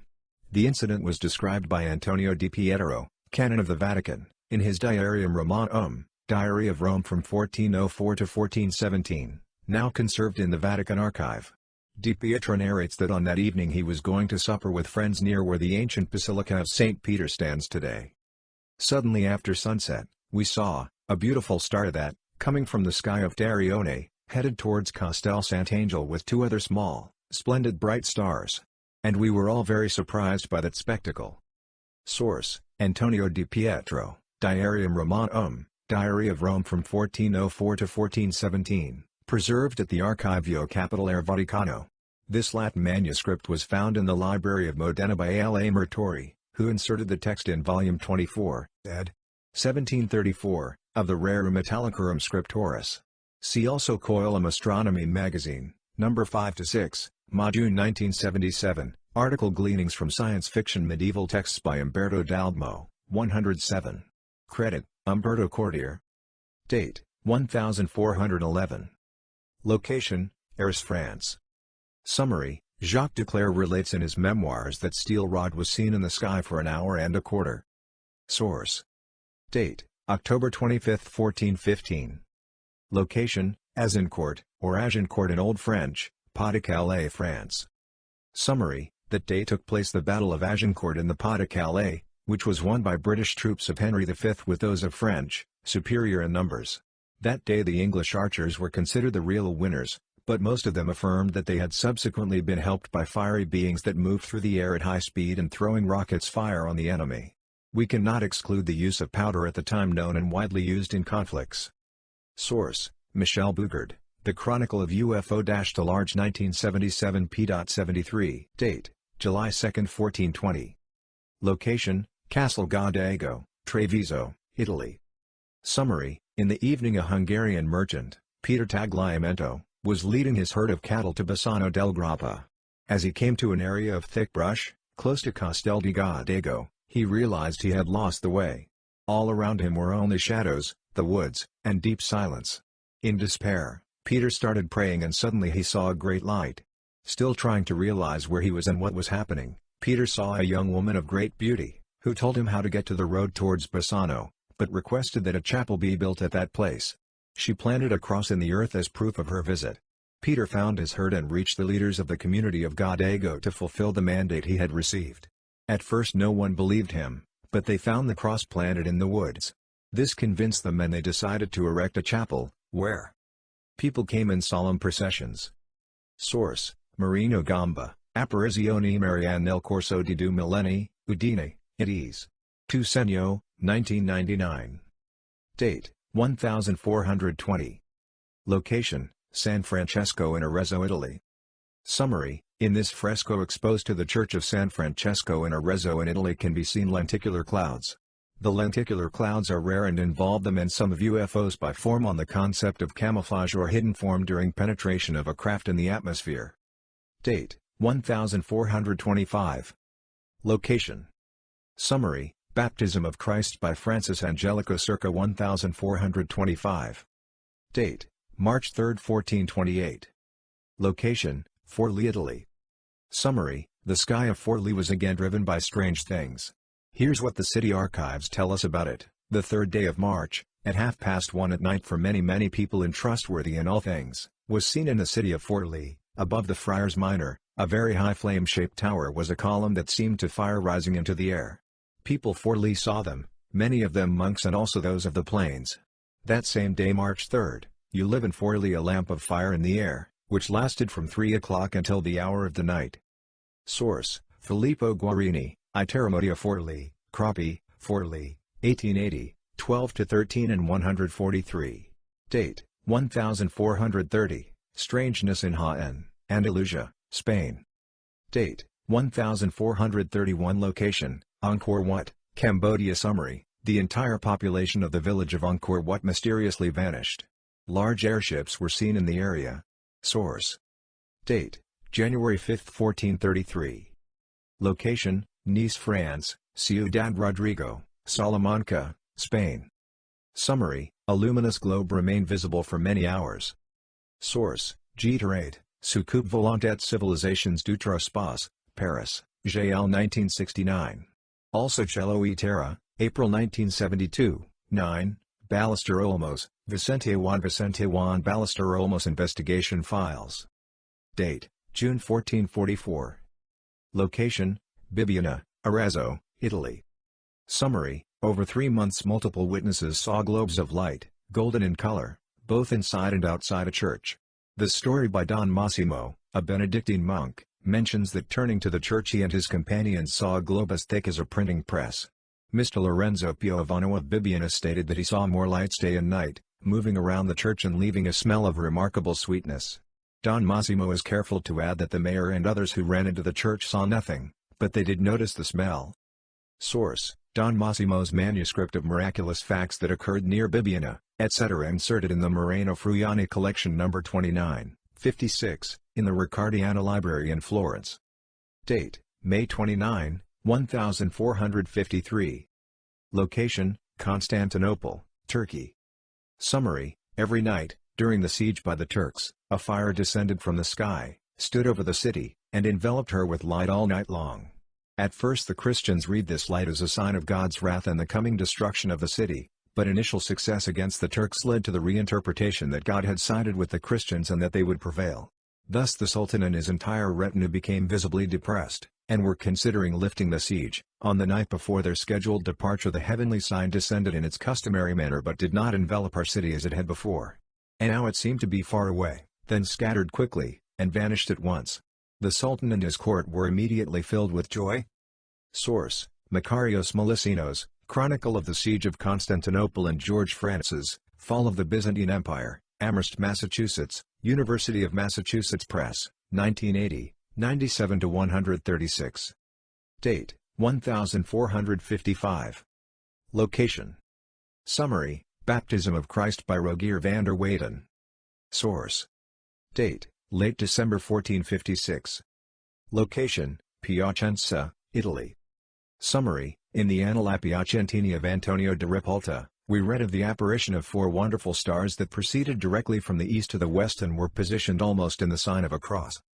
Source: Eudalomo, Meteors, Meteor Showers and Meteorites in the Middle Ages, Journal for the History of Astronomy 9, 1978. Date, March 17, 1458. Location, Kyoto, Japan. Summary: 5 stars appeared over Japan. They circled the moon, changed colors 3 times, then disappeared. The citizens of Kyoto, Japan, were so distressed by this event that they ran and hid, expecting the arrival of horrible disasters. Source: the Taiheiki, a Chronicle of Medieval Japan, trans. Helen Craig McCulloch, North Clarendon, Vermont, Tuttle Publishing, 2004. Date, 1460-1465. Location, Florence, Italy. Summary: Lot Bate Academy of Florence, painted circa 1460-1465 by Paolo Uccello. The close-up, right, shows a reddish, classic saucer-shaped UFO near Jesus. In addition, the tall pine trees in the foreground display the same patterns as seen in the lenticular clouds of other similar religious UFO paintings. Source: Date, October 1461. Location, Metz, France. Summary: between St. Remy's Day, October 1st, and All Saints' Day, November 1st, numerous and marvelous signs like great firebrands the length of 4 fathoms and a foot large were seen in the air. It lasted for half-quarter of an hour and was seen twice.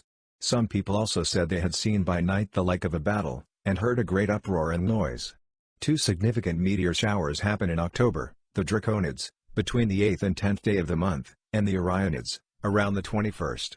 The sightings might have been caused by these events, but meteors would not account for the report of great uproar and noise. Source: Date, November 1, 1461. Location, Arras, Nord-Pas-de-Calais, France. Summary, on November 1, a fiery thing like an iron rod of good length and as large as one half of the moon was seen in the sky, over Arras, France for less than a quarter of an hour. This object was also described as being shaped like a ship, from which fire was seen flowing. Source, Jacques Vallée, UFOs in Space, Anatomy of a Phenomenon, p. 9, Harold T. Wilkins, Flying Saucers on the Attack, pages 187, 188. Date, February 19, 1465. Location, Italy. Summary, from the Notabilia Temporum of Angela de Tumulillis, there appeared many signs in the air in the same month, always in the morning, at daybreak. At the first hour of the 19th of this month a kind of great flaming ship appeared in the air towards the north and it appeared again on the 20th and 21st, not at the same time but later. Date, March 8, 1468. Location, Mount Keisugkasuga, Japan. Summary, on March 8, 1468, a dark object, which made a sound like a wheel, flew from Mount Kasuga toward the west at midnight. Its size was estimated as 9 by 6 feet. Source, Brothers Magazine I. Date, September 27, 1477. Location, Japan, location unknown. Summary, a luminous object crossed the sky. A cotton-like substance fell for the next 6 hours. Source, Case Summary and Brothers I. Date, 1478. Location, Milan, Italy. Summary, 2 unexplained flying objects are observed during a battle. An engraving of the scene accompanies the text in Lycosthenes' edition, but there is no guarantee it was made especially for the book because images such as these were recycled from publication to publication. Source, Lycosthenes, Prodigy Ormasi Ostentorum Chronicon, Basel, 1557. Date, 1478. Summary, fireballs flew over the Swiss. Source, Michel Bougard, The Chronicle of UFO-Large 1977. 1479. Date, 1479. Location, Arabia. Summary, there is a woodcut of UFO that was sighted over Arabia in an illustrated volume published in 1557. The Prodigy Ormasi Ostentorum Chronicon, text by Conrad Lycosthenes, is one of the best illustrated books of the Renaissance depicting medieval superstition. On page 494 is a woodcut showing a spaceship seen over Arabia in 1479. Source, The Prodigy Ormasi Ostentorum Chronicon. Date, October 18, 1482. Location, Albisola, Savona Province, Italy.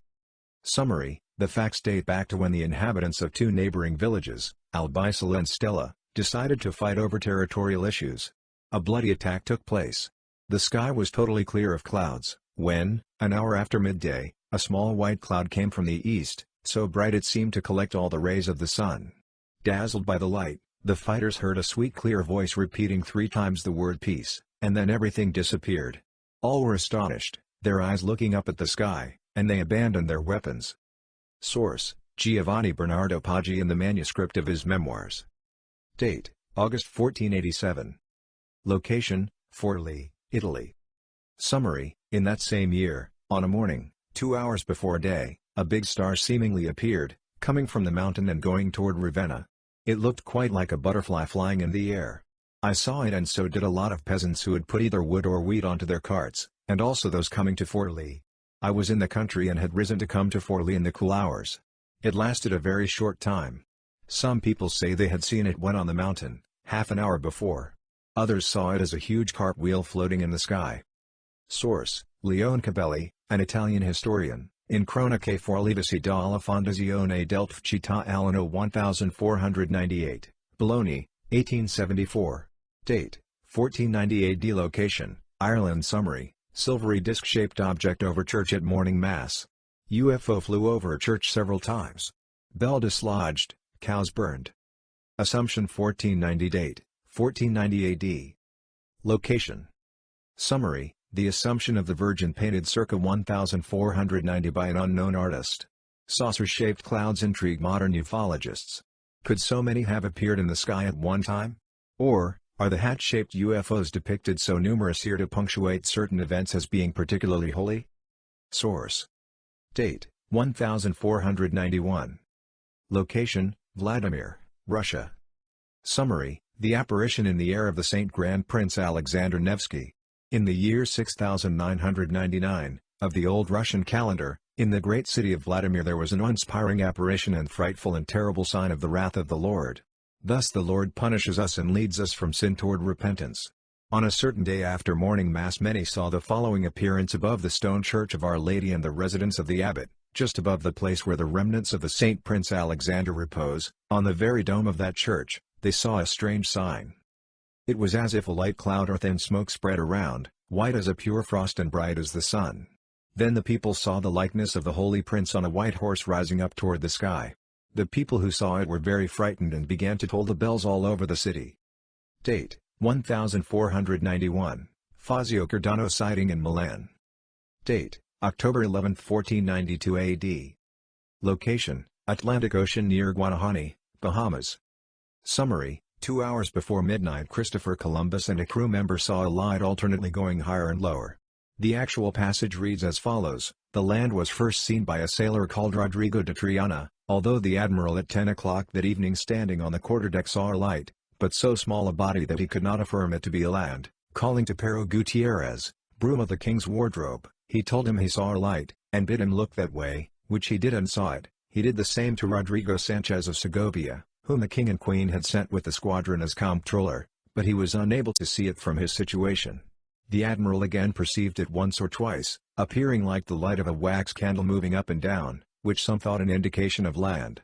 But the admiral held it for certain that land was near, for which reason, after they had said the salve which the seamen are accustomed to repeat and chant after their fashion, the admiral directed them to keep a strict watch upon the forecastle and look out diligently for land, and to him who should first discover it he promised a silken jacket, besides the reward which the king and queen had offered, which was an annuity of 10,000 maravedis. Source: Personal Narrative of the First Voyage of Columbus to America, from a manuscript recently discovered in Spain, trans. Samuel Kettle. Date: 1492. Location: Fiesole, Italy. Summary: moreover, it was said that burning torches ran up for 3 nights together from the hills of Fiesole, upon that church where the bodies of the house of the Medicis are buried, somewhat to have sparkled and immediately to have vanished away. Source: Lycosthenes, Prodigiora Maci Ostentorum Chronicon.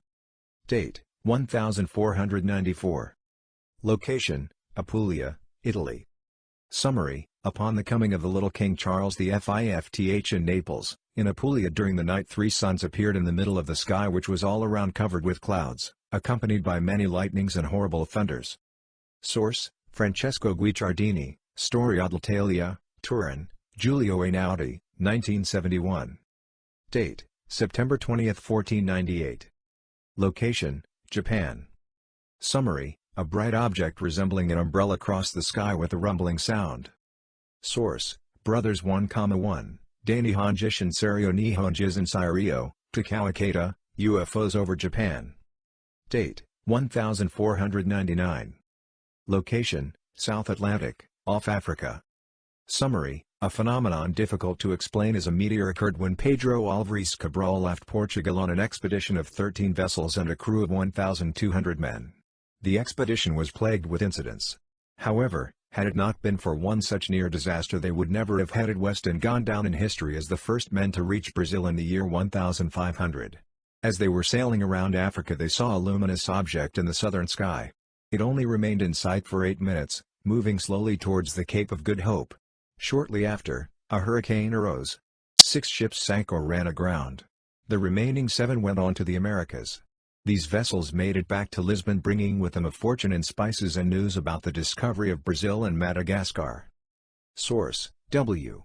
B. Greenlee, ed., The Voyage of Pedro Álvares Cabral to Brazil and India, London, Hakluyt Society, 1937.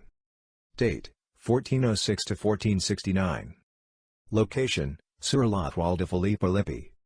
Summary: U Domenico Ghirlandaio, La Vierge Saint-Jean Enfant, Conservo Palazzo Vecchio, un homme et son chien observant attentivement un objet sombre semblant émettre des rayons lumineux. 14,062. Tilde the Madonna with Saint Giovannino. Above Mary's left shoulder is a shining, or glowing, disc-shaped object. A man and his dog can clearly be seen looking up at the floating object in the composite below. Painted in the 15th century, Palazzo Vecchio lists the artist as unknown although attributed to the Lippi school. In 1496, in the Annunciation stored at the National Gallery of London, Carlo Crivelli, 1430–1496, replaced by the Archangel Gabriel, a UFO which launches a beam of light on the front of the St. Villa non Simidius, 1486. Painting by Carlo Crivelli, 1430–1495, classified Amidius Saint, 1486, seen at the National Gallery, London. A shiny disc above the table. By magnifying one can see angels swirling inside this big cloud in a circle. Date, 1751.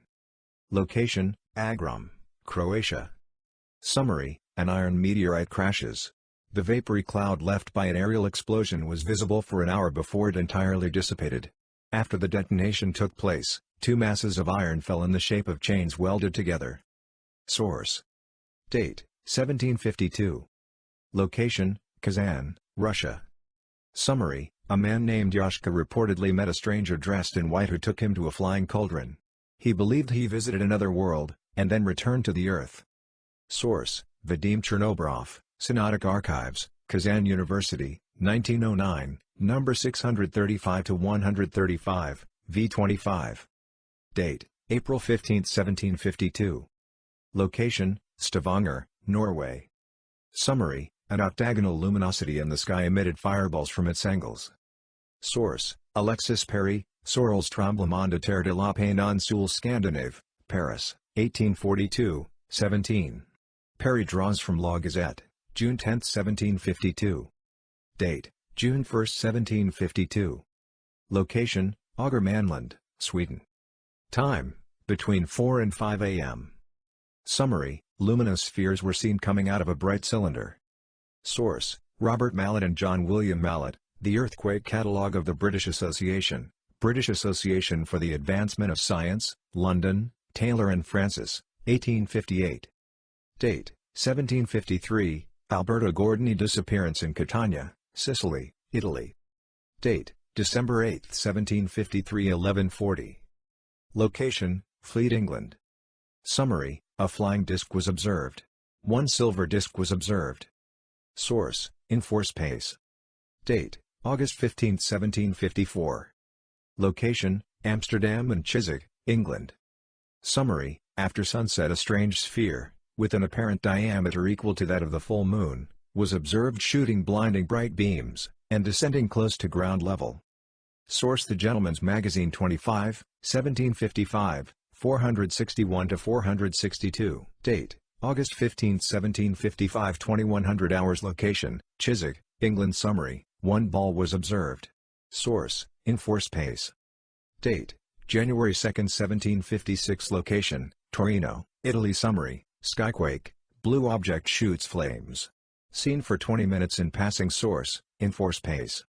Date: March 10, 1756. Location: Avignon, Provence-Alpes-Côte d'Azur, France. Summary: two objects were observed. Source: Dallaire, J. Bernard, UFO Register Volume 4, 1973, Data Research, Oxford, 1973. Date: Summer 1757. Location: CAE College, Wales. Summary: several children playing in a field encountered a group of dwarf-like beings that appeared to be dancing with great briskness. The beings were all clothed in red military-like uniforms. They also wore red handkerchiefs wrapped around their heads. The children fled the field in order to obtain adult witnesses, but upon returning the short beings were already gone. Source: Randall Jones Pugh and F. W. Holliday, The Dove Enigma. Date: 1758. Location: England, from Cambridge to Ross-shire. Summary: a dazzling light as bright as day seen over Britain. Velocity was an estimated 30 mph, height over Cambridge 95 miles, over Inverness 30 miles. It seemed to descend obliquely towards the Earth, and then rose again with renewed splendor. Source: Date: December 29, 1758. Location: Colchester, Essex, England. Time: 8 p.m. Summary: at 8 p.m., an object described by contemporary eyewitnesses as looking like a huge football seemed to descend from the sky. It then vanished like a squib without a report. Source: London Magazine 27, 1758, 685. Date: February 24, 1759. Location, Liscard, England, UK. Summary: an object was observed. Gravity effects were noted. One object was observed by one male witness in a yard for over 15 minutes, Thompson. Source: FSR. Date: May 20, 1759. Location: unknown location. Summary: astronomer Andreas Meyer reported an observation of a planetoid object seemingly orbiting Venus. Source: Meyer's observation first appeared as a very brief footnote in his book, Observationes Veneris Griffiswaldenses, 1762, 16-17. The full report was first published by Johann Heinrich Lambert in 1776 in Astronomisches Jahrbuch oder Ephemeriden für das Jahr 1778, Berlin, 1776, 186. Date: September 16, 1759.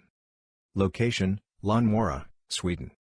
Summary: the following handwritten text is recorded in the parish book of Ramsburg, Sweden, 187 in the evening of September 16, 1759. The crofter Jacob Jacobson's eldest son Jacob, 22 years old, had crossed the lake, Vosterkialjon, to the crofter Anders Nilsson at Lånmora, to deliver the food packet for him and his father for the following day's work in the woods.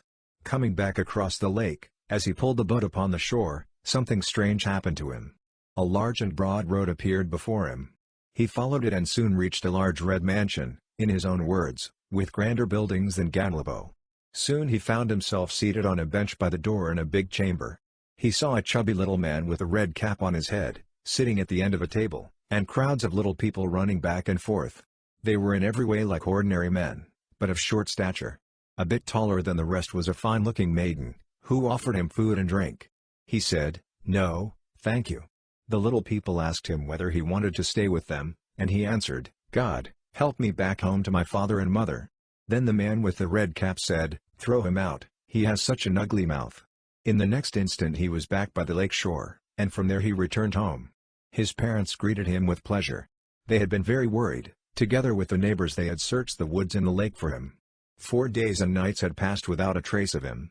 When he finally came back on Thursday evening he had not eaten or slept for 4 days, yet he had no desire for food or drink. He thought he had been away only for a little while. The following day everything was normal except for an uneasy feeling in his body and mind. Jacob made this statement to me in the presence of his parents on St. Michael's Day 1759. "This boy has quite a simple, pious, meek and gentle character. He is praised by everyone. All his life he has been known to take pleasure in reading and contemplating God's words whenever he has some spare time." Source: Ramsburg Sachsensker Kobach, L. 1, 1786-1774, handwritten entry by Reverend V. Elias. The book is kept at Landsarkivet, Uppsala, Sweden. Translation by Claes Svam. Date: 1760, goblin-like creature in Glaisdale, Yorkshire, England. Date: May 7, 1761. Location: France. Summary: prominent French astronomer J. L. Lagrange observed an object that seemed to be in orbit around Venus. He announced that its orbital plane was perpendicular to the ecliptic. Venus was then an evening star at 207 degrees heliocentric longitude and 34 degrees elongation. Source: The Problematical Satellite of Venus, The Observatory 7, 1884, 222-226. Date: December 26, 1761. Location: Waaløy, Denmark. Summary: the following letter was received from Waaløy, in the Diocese of Copenhagen, on the 26th of December last. About 10 at night, there rose a great storm. I did not go to bed, and about 4 minutes past 2 in the morning, I observed a sudden light across my windows, which I took for lightning. The storm at this time increased not a little. I kept my eye fixed at my window, and at 4 o'clock I perceived a ray of light which seemed to come in a horizontal direction from the moon, to appearance about 1 1/2, 9 feet, in length, and about the thickness of a man's arm. Rays darted from it on each side. Running into my garden, I saw a ball of fire, about the size of a common ball, running gently from south to north. At first the ball was of a pale color, like the sun covered with clouds, and threw out many rays. It grew more and more red, and smaller, and in 2 minutes disappeared without noise or smoke. My astonishment was the greater, as the tempest ceased soon after, though it had been accompanied with such violent blasts of wind, that many imagined they felt the shock of an earthquake. I have spoken to a dozen of people, who also saw it. Of all the phenomena I have seen in Norway, I remember none equal to this, nor attended with like circumstances. Given the weather environment, one could hypothesize globular lightning, but the 189 description of multiple beams is highly unusual. Date, 1762. Location, Seoul near Basel, France. Summary: a friend of Monsieur de Roston, living at Seoul near Basel, also observed the spindle-shaped object against the sun, but it seemed to present more of an edge and was not quite as broad. Oddly enough, the UFO was not visible to a third astronomer, a Monsieur Messier who studied the sun, during the same time, from Paris, an indication that the object was not a sunspot, since it was visible only from certain angles. Source: Harold T. Wilkins, Flying Saucers on the Attack, pages 211 to 212. Date: 1762, mermaid found on Normandier Island, France. Date: August 9, 1762. Location: Lausanne, Switzerland. Summary: Monsieur de Roston, an amateur astronomer and member of the Medico-Physical Society of Basel, Switzerland. August 9, 1762, in Lausanne, Switzerland, observed by a telescope fusiform object crossing and eclipsing the Sun. Monsieur de Roston was able to observe this object almost daily for nearly a month. He also managed to trace its outline with a camera obscure and sent the image to the Royal Academy of Sciences in Paris. Unfortunately, his image, probably the first ever obtained of a UFO, no longer exists. A friend of Monsieur de Roston, living in Basel next single, has also been observed fusiform against the Sun, but it seemed to make more of an edge and was not as wide. Oddly enough, the UFO was not obvious to a third astronomer of Paris, nevertheless an indication that the object was not a sunspot, since it was visible only from certain angles. Source: Harold T. Wilkins, Flying Saucers on the Attack, p. 211 to 212. Date: December 12, 1762. Location: Lulworth, Dorsetshire, England. Time: 2100. Summary: reported in a London paper in 1762, a bright light in the form of a straight line 8 moon diameters long, 1 diameter wide. Described as a sudden and radiant light which overspread the earth and sea, equal to the splendor of the noonday summer sun, looking directly perpendicular over us. We saw an appearance refulgent as the sun itself, in form straight as a line, about 8 times the diameter of the full moon in length, in breadth not an eighth part of its length, the duration about a minute. Afterwards it altered its position, and changed into a serpentine form to terminate in smoke. Duration: more than 1 minute. Source: Newfork. Date: June, 1763. Location: Bennington, Vermont. Time: 7 p.m. Summary: Owen Parfitt had been paralyzed by a massive stroke. In June, 1763 in Shepton Mallet, England, Parfitt sat outside his sister's home, as was often his habit on warm evenings. Virtually unable to move, the 60-year-old man sat quietly as his nightshirt upon his folded greatcoat. Across the road was a farm where workers were finishing their workday by poking the hay. At about 7 p.m., Parfitt's sister, Susanna, went outside with a neighbor to help Parfitt move back into the house, as a storm was approaching. But he was gone. Only his folded greatcoat upon which he sat remained. Investigations of this mysterious disappearance were carried out as late as 1933, but no trace or clues to Parfitt's fate were ever uncovered. Source: Date: June 13, 1765. Location: Mount Prospect, Inishannon, Ireland. Summary: last Monday evening, between 8 and 9 o'clock, an extraordinary phenomenon was seen from Mount Prospect, near Inishannon, by several gentlemen and ladies.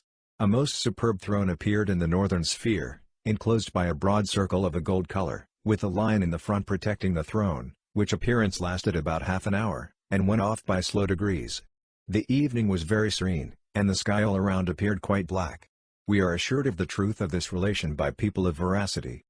Source: The Public Register, or Freeman's Journal, Dublin, Ireland, 15th of June, 1765. Date: 1766. Location: Sweden. Summary: in Sweden 3 objects like the moon appeared in the sky and stayed for 4 days, then vanished never to be seen again. In another incident that same year, a luminous globe appeared at night and projected beams of light out of it. These seemingly minor incidents are quite remarkable because there was nothing in the skies in 1766 that could project a beam of light, except sunbeams coming through clouds. Source: Date: September 8, 1767. Location: Perthshire, Scotland. Summary: we hear from Perthshire, that an uncommon phenomenon was observed on the water of Isla, near Cuperangus, preceded by a thick dark smoke, which soon dispelled, and discovered a large luminous body, like a house on fire, but presently after took a form something pyramidal, and rolled forwards with impetuosity till it came to the water of Eric, up which river it took its direction, with great rapidity, and disappeared a little above Blairgowrie. The effects were as extraordinary as the appearance. In its passage, it carried a large cart many yards over a field of grass. A man riding along the high road was carried from his horse, and so stunned with the fall, as to remain senseless a considerable time. It destroyed one half of a house, and left the other behind, undermined and destroyed an arch of the new bridge building at Blairgowrie, immediately after which it disappeared. Source: Letter from Edinburgh dated September 8, 1767, in the Annual Register, 1767. Date: January 4, 1768. Location: Venus. Summary: Astronomer Christian Horebo reported an observation of a small light, that was not a star, which appeared to be in orbit around Venus. This object, named Nath by M. Hozo of Brussels Observatory, was never identified with certainty and was certainly not a natural satellite.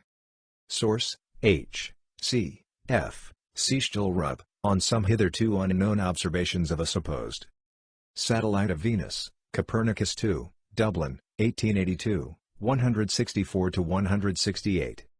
Date: 1768, close encounter near Leipzig, Germany. Date: 1769, Matenblewo, Poland Virgin Mary sighting. Date: 1770, encounter under Staffordshire, England. Date: December 8, 1773.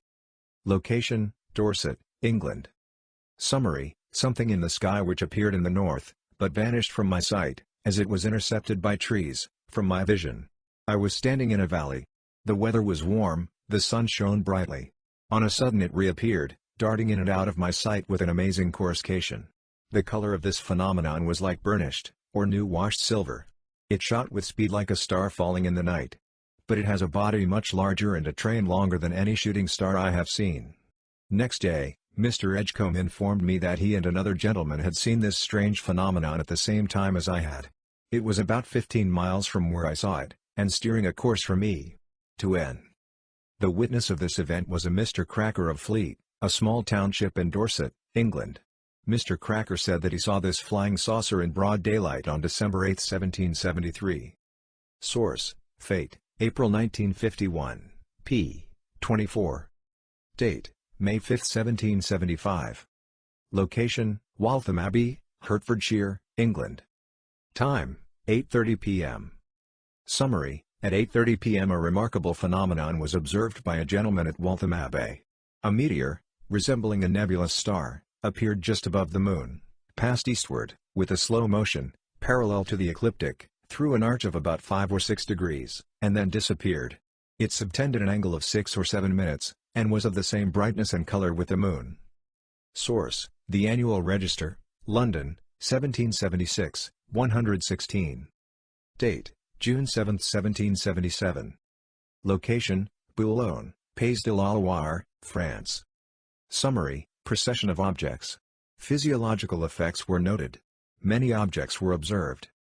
Source: Fort, Charles Book of the Damned Bony Liverite, 1919. Date: June 17, 1777. Location: France. Summary: French astronomer Charles Messier saw a number of dark round objects in the sky. Source: Observations of the transits of intramercurial planets or other bodies across the Sun's disk, The Observatory 29, 1879, 136. Date: February 5, 1780. Location: Bussière, France. Time: 6 p.m. Summary: about 6 p.m. a flaming dragon was seen in the sky for 15 minutes, illuminating everyone below. Source: French UFO magazine, Lumière dans la nuit 338. Date: August 18, 1783, luminous UFO seen from Windsor Castle. Date: August 30, 1783. Location: Greenwich, England. Summary: cigar-shaped objects were observed. 9 cigar-shaped objects were observed. Wilkins. Source: Vley, Jacques. Anatomy of a Phenomenon. Henry Regnery, Chicago, 1965. Date: 1786. Location: England. Summary: a bright ball of fire and light lasting 40 minutes was seen in the sky over Southern during a hurricane of wind. Source: Date: May 5, 1786. Location, Port-au-Prince, Haiti. Summary: on May 5, 1786, a large amount of black eggs fell on Port-au-Prince, Haiti. The eggs hatched the next day. The creatures resemble tadpoles and shed their skin several times. Source: Date: September 11, 1787. Location: Edinburgh, Scotland. Time: 8:30 p.m. Summary: about 8:30 p.m. people saw a fiery globe larger than the sun in a northerly direction. It proceeded horizontally to the east, about 15 to 20 degrees in elevation. Then it descended to the horizon, rose again higher than before with short waves in its trajectory and finally moved west and was lost to view behind a cloud, where it seemed to explode. Source: John Winthrop, An Account of a Meteor Seen in New England, and of a Whirlwind Felt in That Country, in a letter to the Reverend Thomas Birch, D.D., Secretary to the Royal Society, from Mr. John Winthrop, Professor of Philosophy at Cambridge in New England, Philosophical Transactions 52, 1761-1762, 6-16. Date: October or November 12, 1788. Location: Prairie du Chien, Wisconsin. Time: night. Summary: nocturnal lights were observed by a male witness. Source: Eberhard, George M. A Geobibliography of Anomalies, Greenwood Press, Westport, 1980. Date: 1790, Matebulewo, Poland encounter. Date: June 12, 1790, sphere exploded in Alençon, France. Date: 1790. Location: Barão-Alfenas, Minas Gerais, Brazil. Summary: an escaped black slave, João Antão, escaped from a local ranch and hid in a cave in the region. In the cave he encountered a tall man dressed all in white, very elegant and educated. The man identified himself as St. Thomas and asked the slave to build a shrine in the locale. Antão did what he was told, and today the place is the site of the church at Vila de São Tomé. Source: São Tomé das Letras. Date: 1790, black beast seen between Danby and Wrexham, England. Date: 1790, Carlisle, Schoharie County, New York, UFO sighting. Date: 1791, black beast encountered near Gresford, England. Date: 1792. Location: Thicket Portage, Manitoba, Canada. Summary: surveyor notes appearance of a brilliant light. A meteor of globular form, and it appeared larger than the moon, which was then very high. Source: Colombo, John Robert. UFOs over Canada, Personal Accounts of Sightings and Close Encounters, Hounslow Press, Willowdale, 1991. Date: 1793. Location: Northumberland, England. Summary: a bright oval light was observed in the sky over for around 5 minutes. At first it appeared the size of Sirius. Source: Date: November 27, 1793. Location: Florești, Romania. Summary: moon flew east to west for 30 minutes across the sky and stopped. Source: Habana, Ion UFOs from Behind the Iron Curtain, Bantam Y8898, New York, 1975. Date: 1796. Location: Lusace, Germany. Summary: an object was observed. Metallic traces found. One object was observed. Source: Dallaire, J. Bernard, UFO Register Volume 2, 1971, Data Research, Oxford, 1971. Date: March 1796. Location: Don region, Russia. Time: morning. Summary: the inhabitants of a Russian village in the region were surprised to find a large metal ball in one of their fields. It was 10 feet in diameter.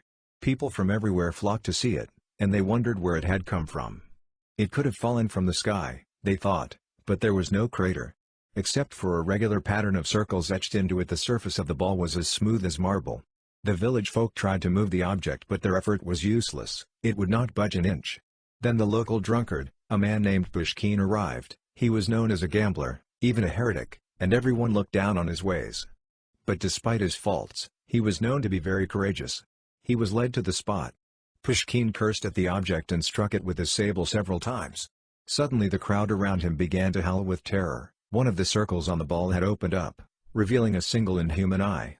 Pushkin sneered and carried on with his blows against the object.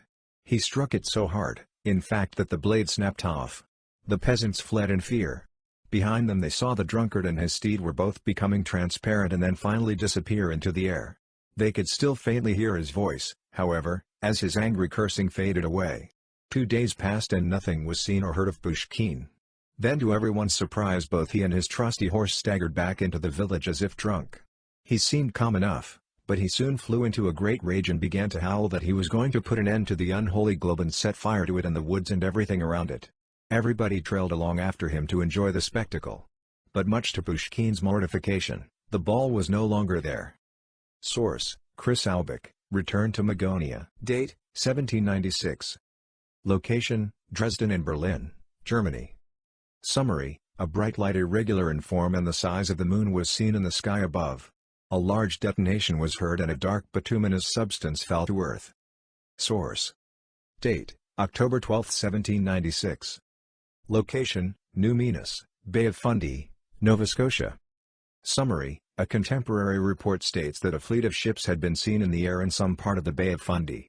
A frightened girl saw the spectacle and called out, and 2 men that were in the house went out and saw the same sight, being 15 ships and a man forward of them with his hands stretched out. The ships traveled eastward.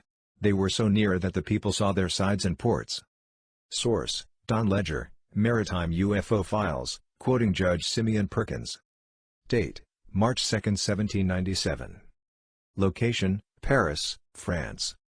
Summary: one object was observed by one witness, Caroche. Source: Philosophy Magazine. Date: March 8, 1797. Location: Calar, France. Summary: one object, about 5 feet across, was observed. Source: Philosophy Magazine. Date: March 25, 1797. Location: Niort, Poitou-Charentes, France. Summary: 3 objects, the size of the moon, were observed.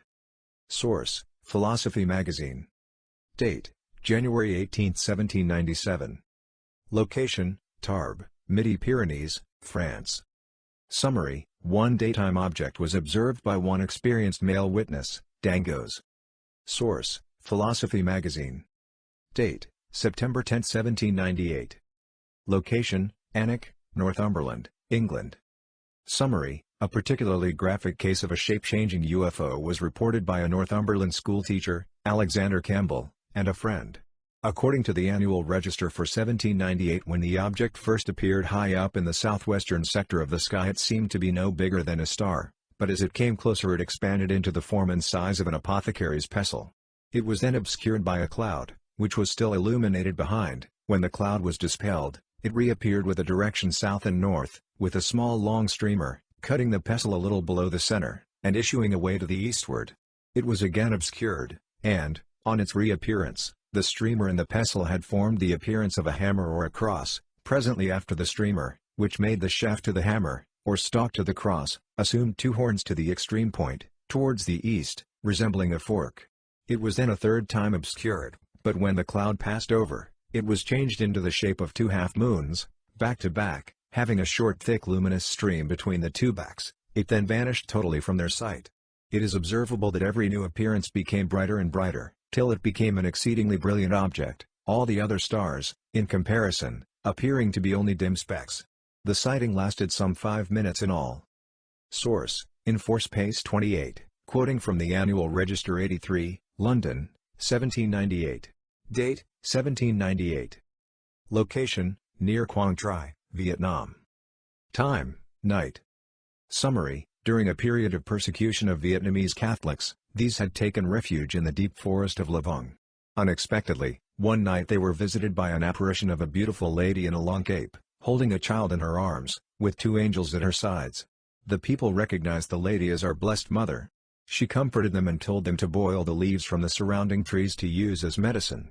She also told them that from that day on, all those who came to this place to pray, would get their prayers heard and answered. All those who were present witnessed this miracle. After this first apparition, the Blessed Mother continued to appear to the people in this same place many times throughout the period of nearly 100 years of religious persecution. Source: Our Lady of Lavong, Vietnam. Date: July 1799. Location: Bruges, Belgium. Summary: an unusual meteor crosses the sky towards the south and returns north, then makes a 45-degree turn to the northwest, proving it was no natural object, and certainly not a meteor. Date, September 19, 1799. Location, Siberia, exact location not known. Russia. Time, 2030. Summary, on September 19, 1799, all England saw, at 8:30 p.m., a beautiful ball blazing with white light, and which passed from NW to SE. It moved rapidly with a gentle tremulous motion, and noiselessly. The light cast by it was very vivid, and few red sparks detached themselves from it. On November 12, something like a large red pillar of fire passed north to south over Hereford, and alarmed people in the Forest of Dean, Dome miles away. Flashes of extremely vivid electrical sort preceded its appearance, and at intervals of half an hour, several hours before. This was at 5:45 a.m. On this night the moon shone with uncommon vividness, when between 5 and 6 a.m., bright lights in the sky became stationary. They then burst with not perceptible report, and passed north, leaving behind them beautiful trains of floating fire. Some were pointed, some radiated. Some sparkled and some had large columns. November 19, at 6 a.m., folk of Huncoats, Lincolnshire, were alarmed by vivid flashes lasting 30 seconds, from a ball of fire passing in the sky. Source, Gentleman's Magazine. Harold D. Wilkins, Flying Saucers on the Attack. Date, September 22, 1799. Location, Truston, Cromer, Kent, England. Summary, an object was sighted by multiple independent witnesses that had an appearance and aerobatic performance beyond the capability of known earthly aircraft. One object, the size of the moon, was observed. Date, 1799. Location, England. Summary, a beautiful ball blazing with white light was seen. It made no sound and red sparks flew from it. Source. Date, November 12, 1799. Location, Hereford, England. Summary, a large red pillar of fire was seen in the sky going south. It was preceded by flashes of extremely vivid electrical sort. Other objects were seen leaving luminous trails. Date, 1890. Location, South Boisdale, England. Time, night. Summary, an object was sighted that had an appearance and performance beyond the capability of known earthly aircraft. One object was observed by one witness, McLean. Date, 1890. Location, in the desert between the Whetstone and Huachuca Mountains, Arizona. Time, night.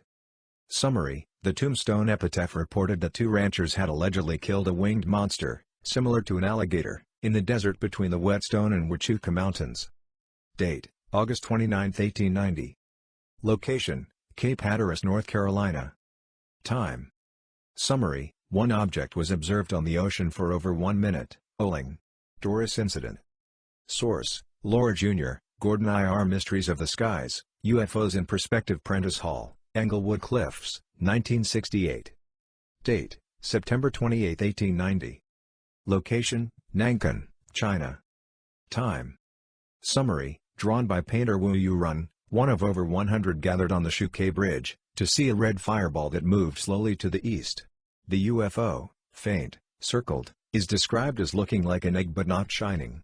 An old man said, "When the ball appeared, I heard a very loud sound like running man." Source. Date, October 19, 1890. Location, Edward L. Mayberry, Atlantic. Time, 10 o'clock. Summary, an object was observed. Physiological effects were noted. One object was observed on the ocean, night. Date, September 5, 1891. Location, Crawfordsville, Indiana. Time, 2 a.m.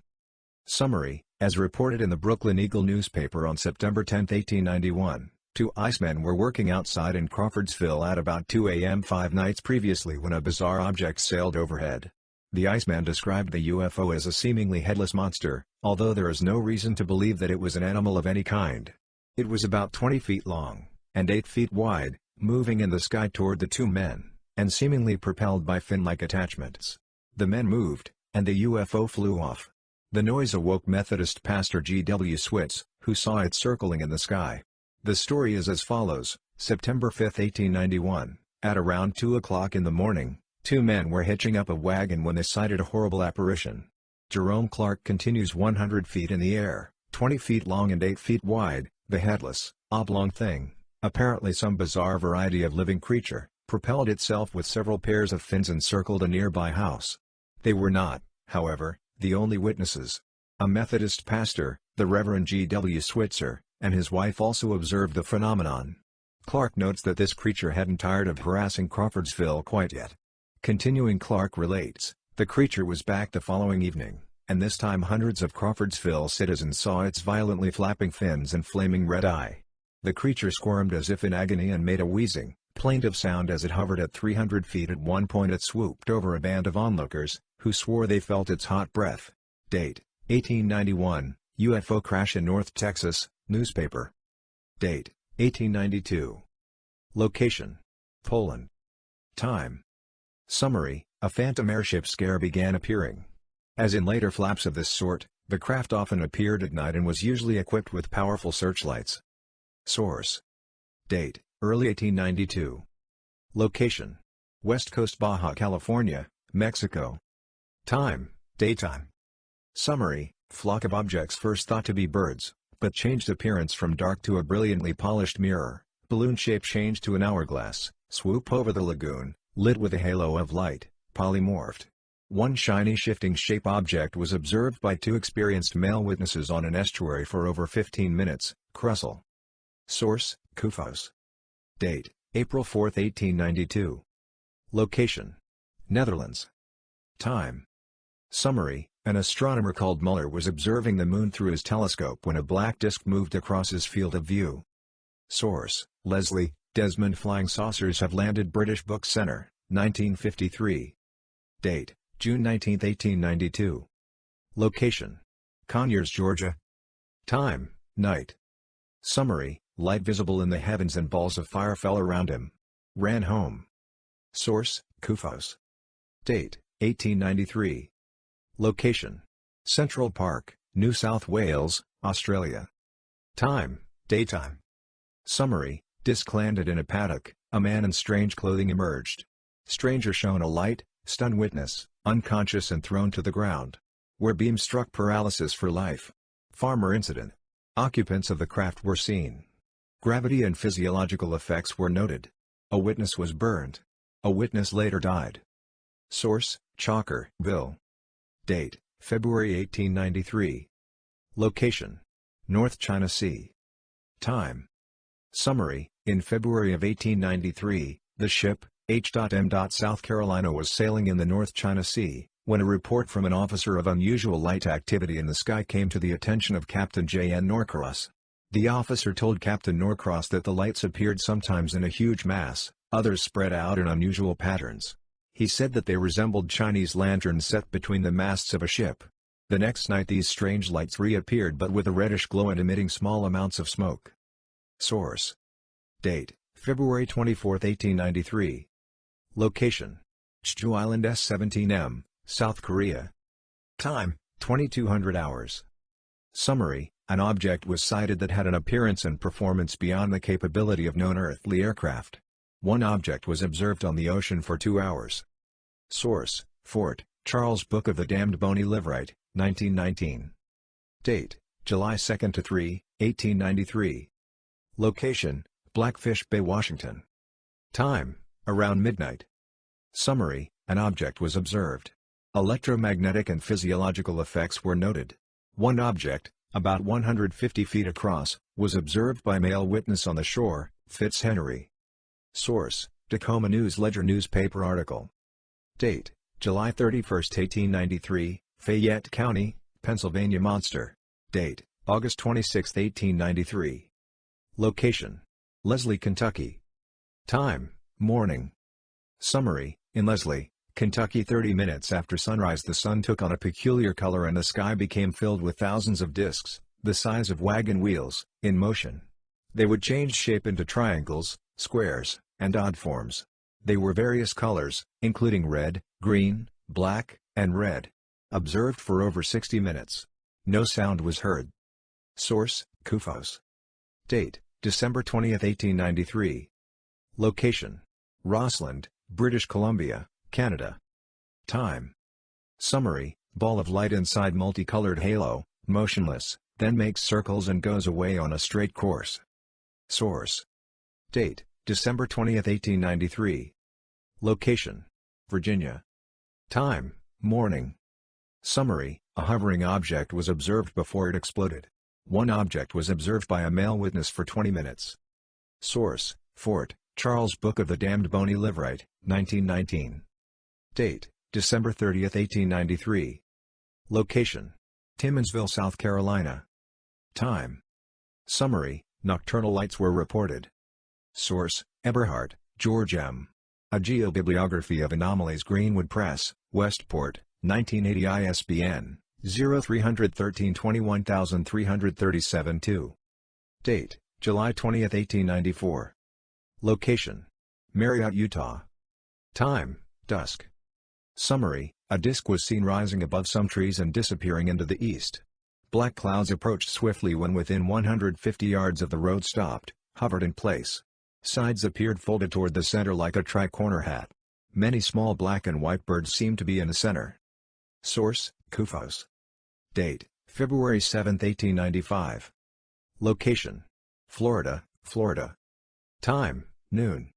Summary: objects were sighted that had an appearance and performance beyond the capability of known earthly aircraft.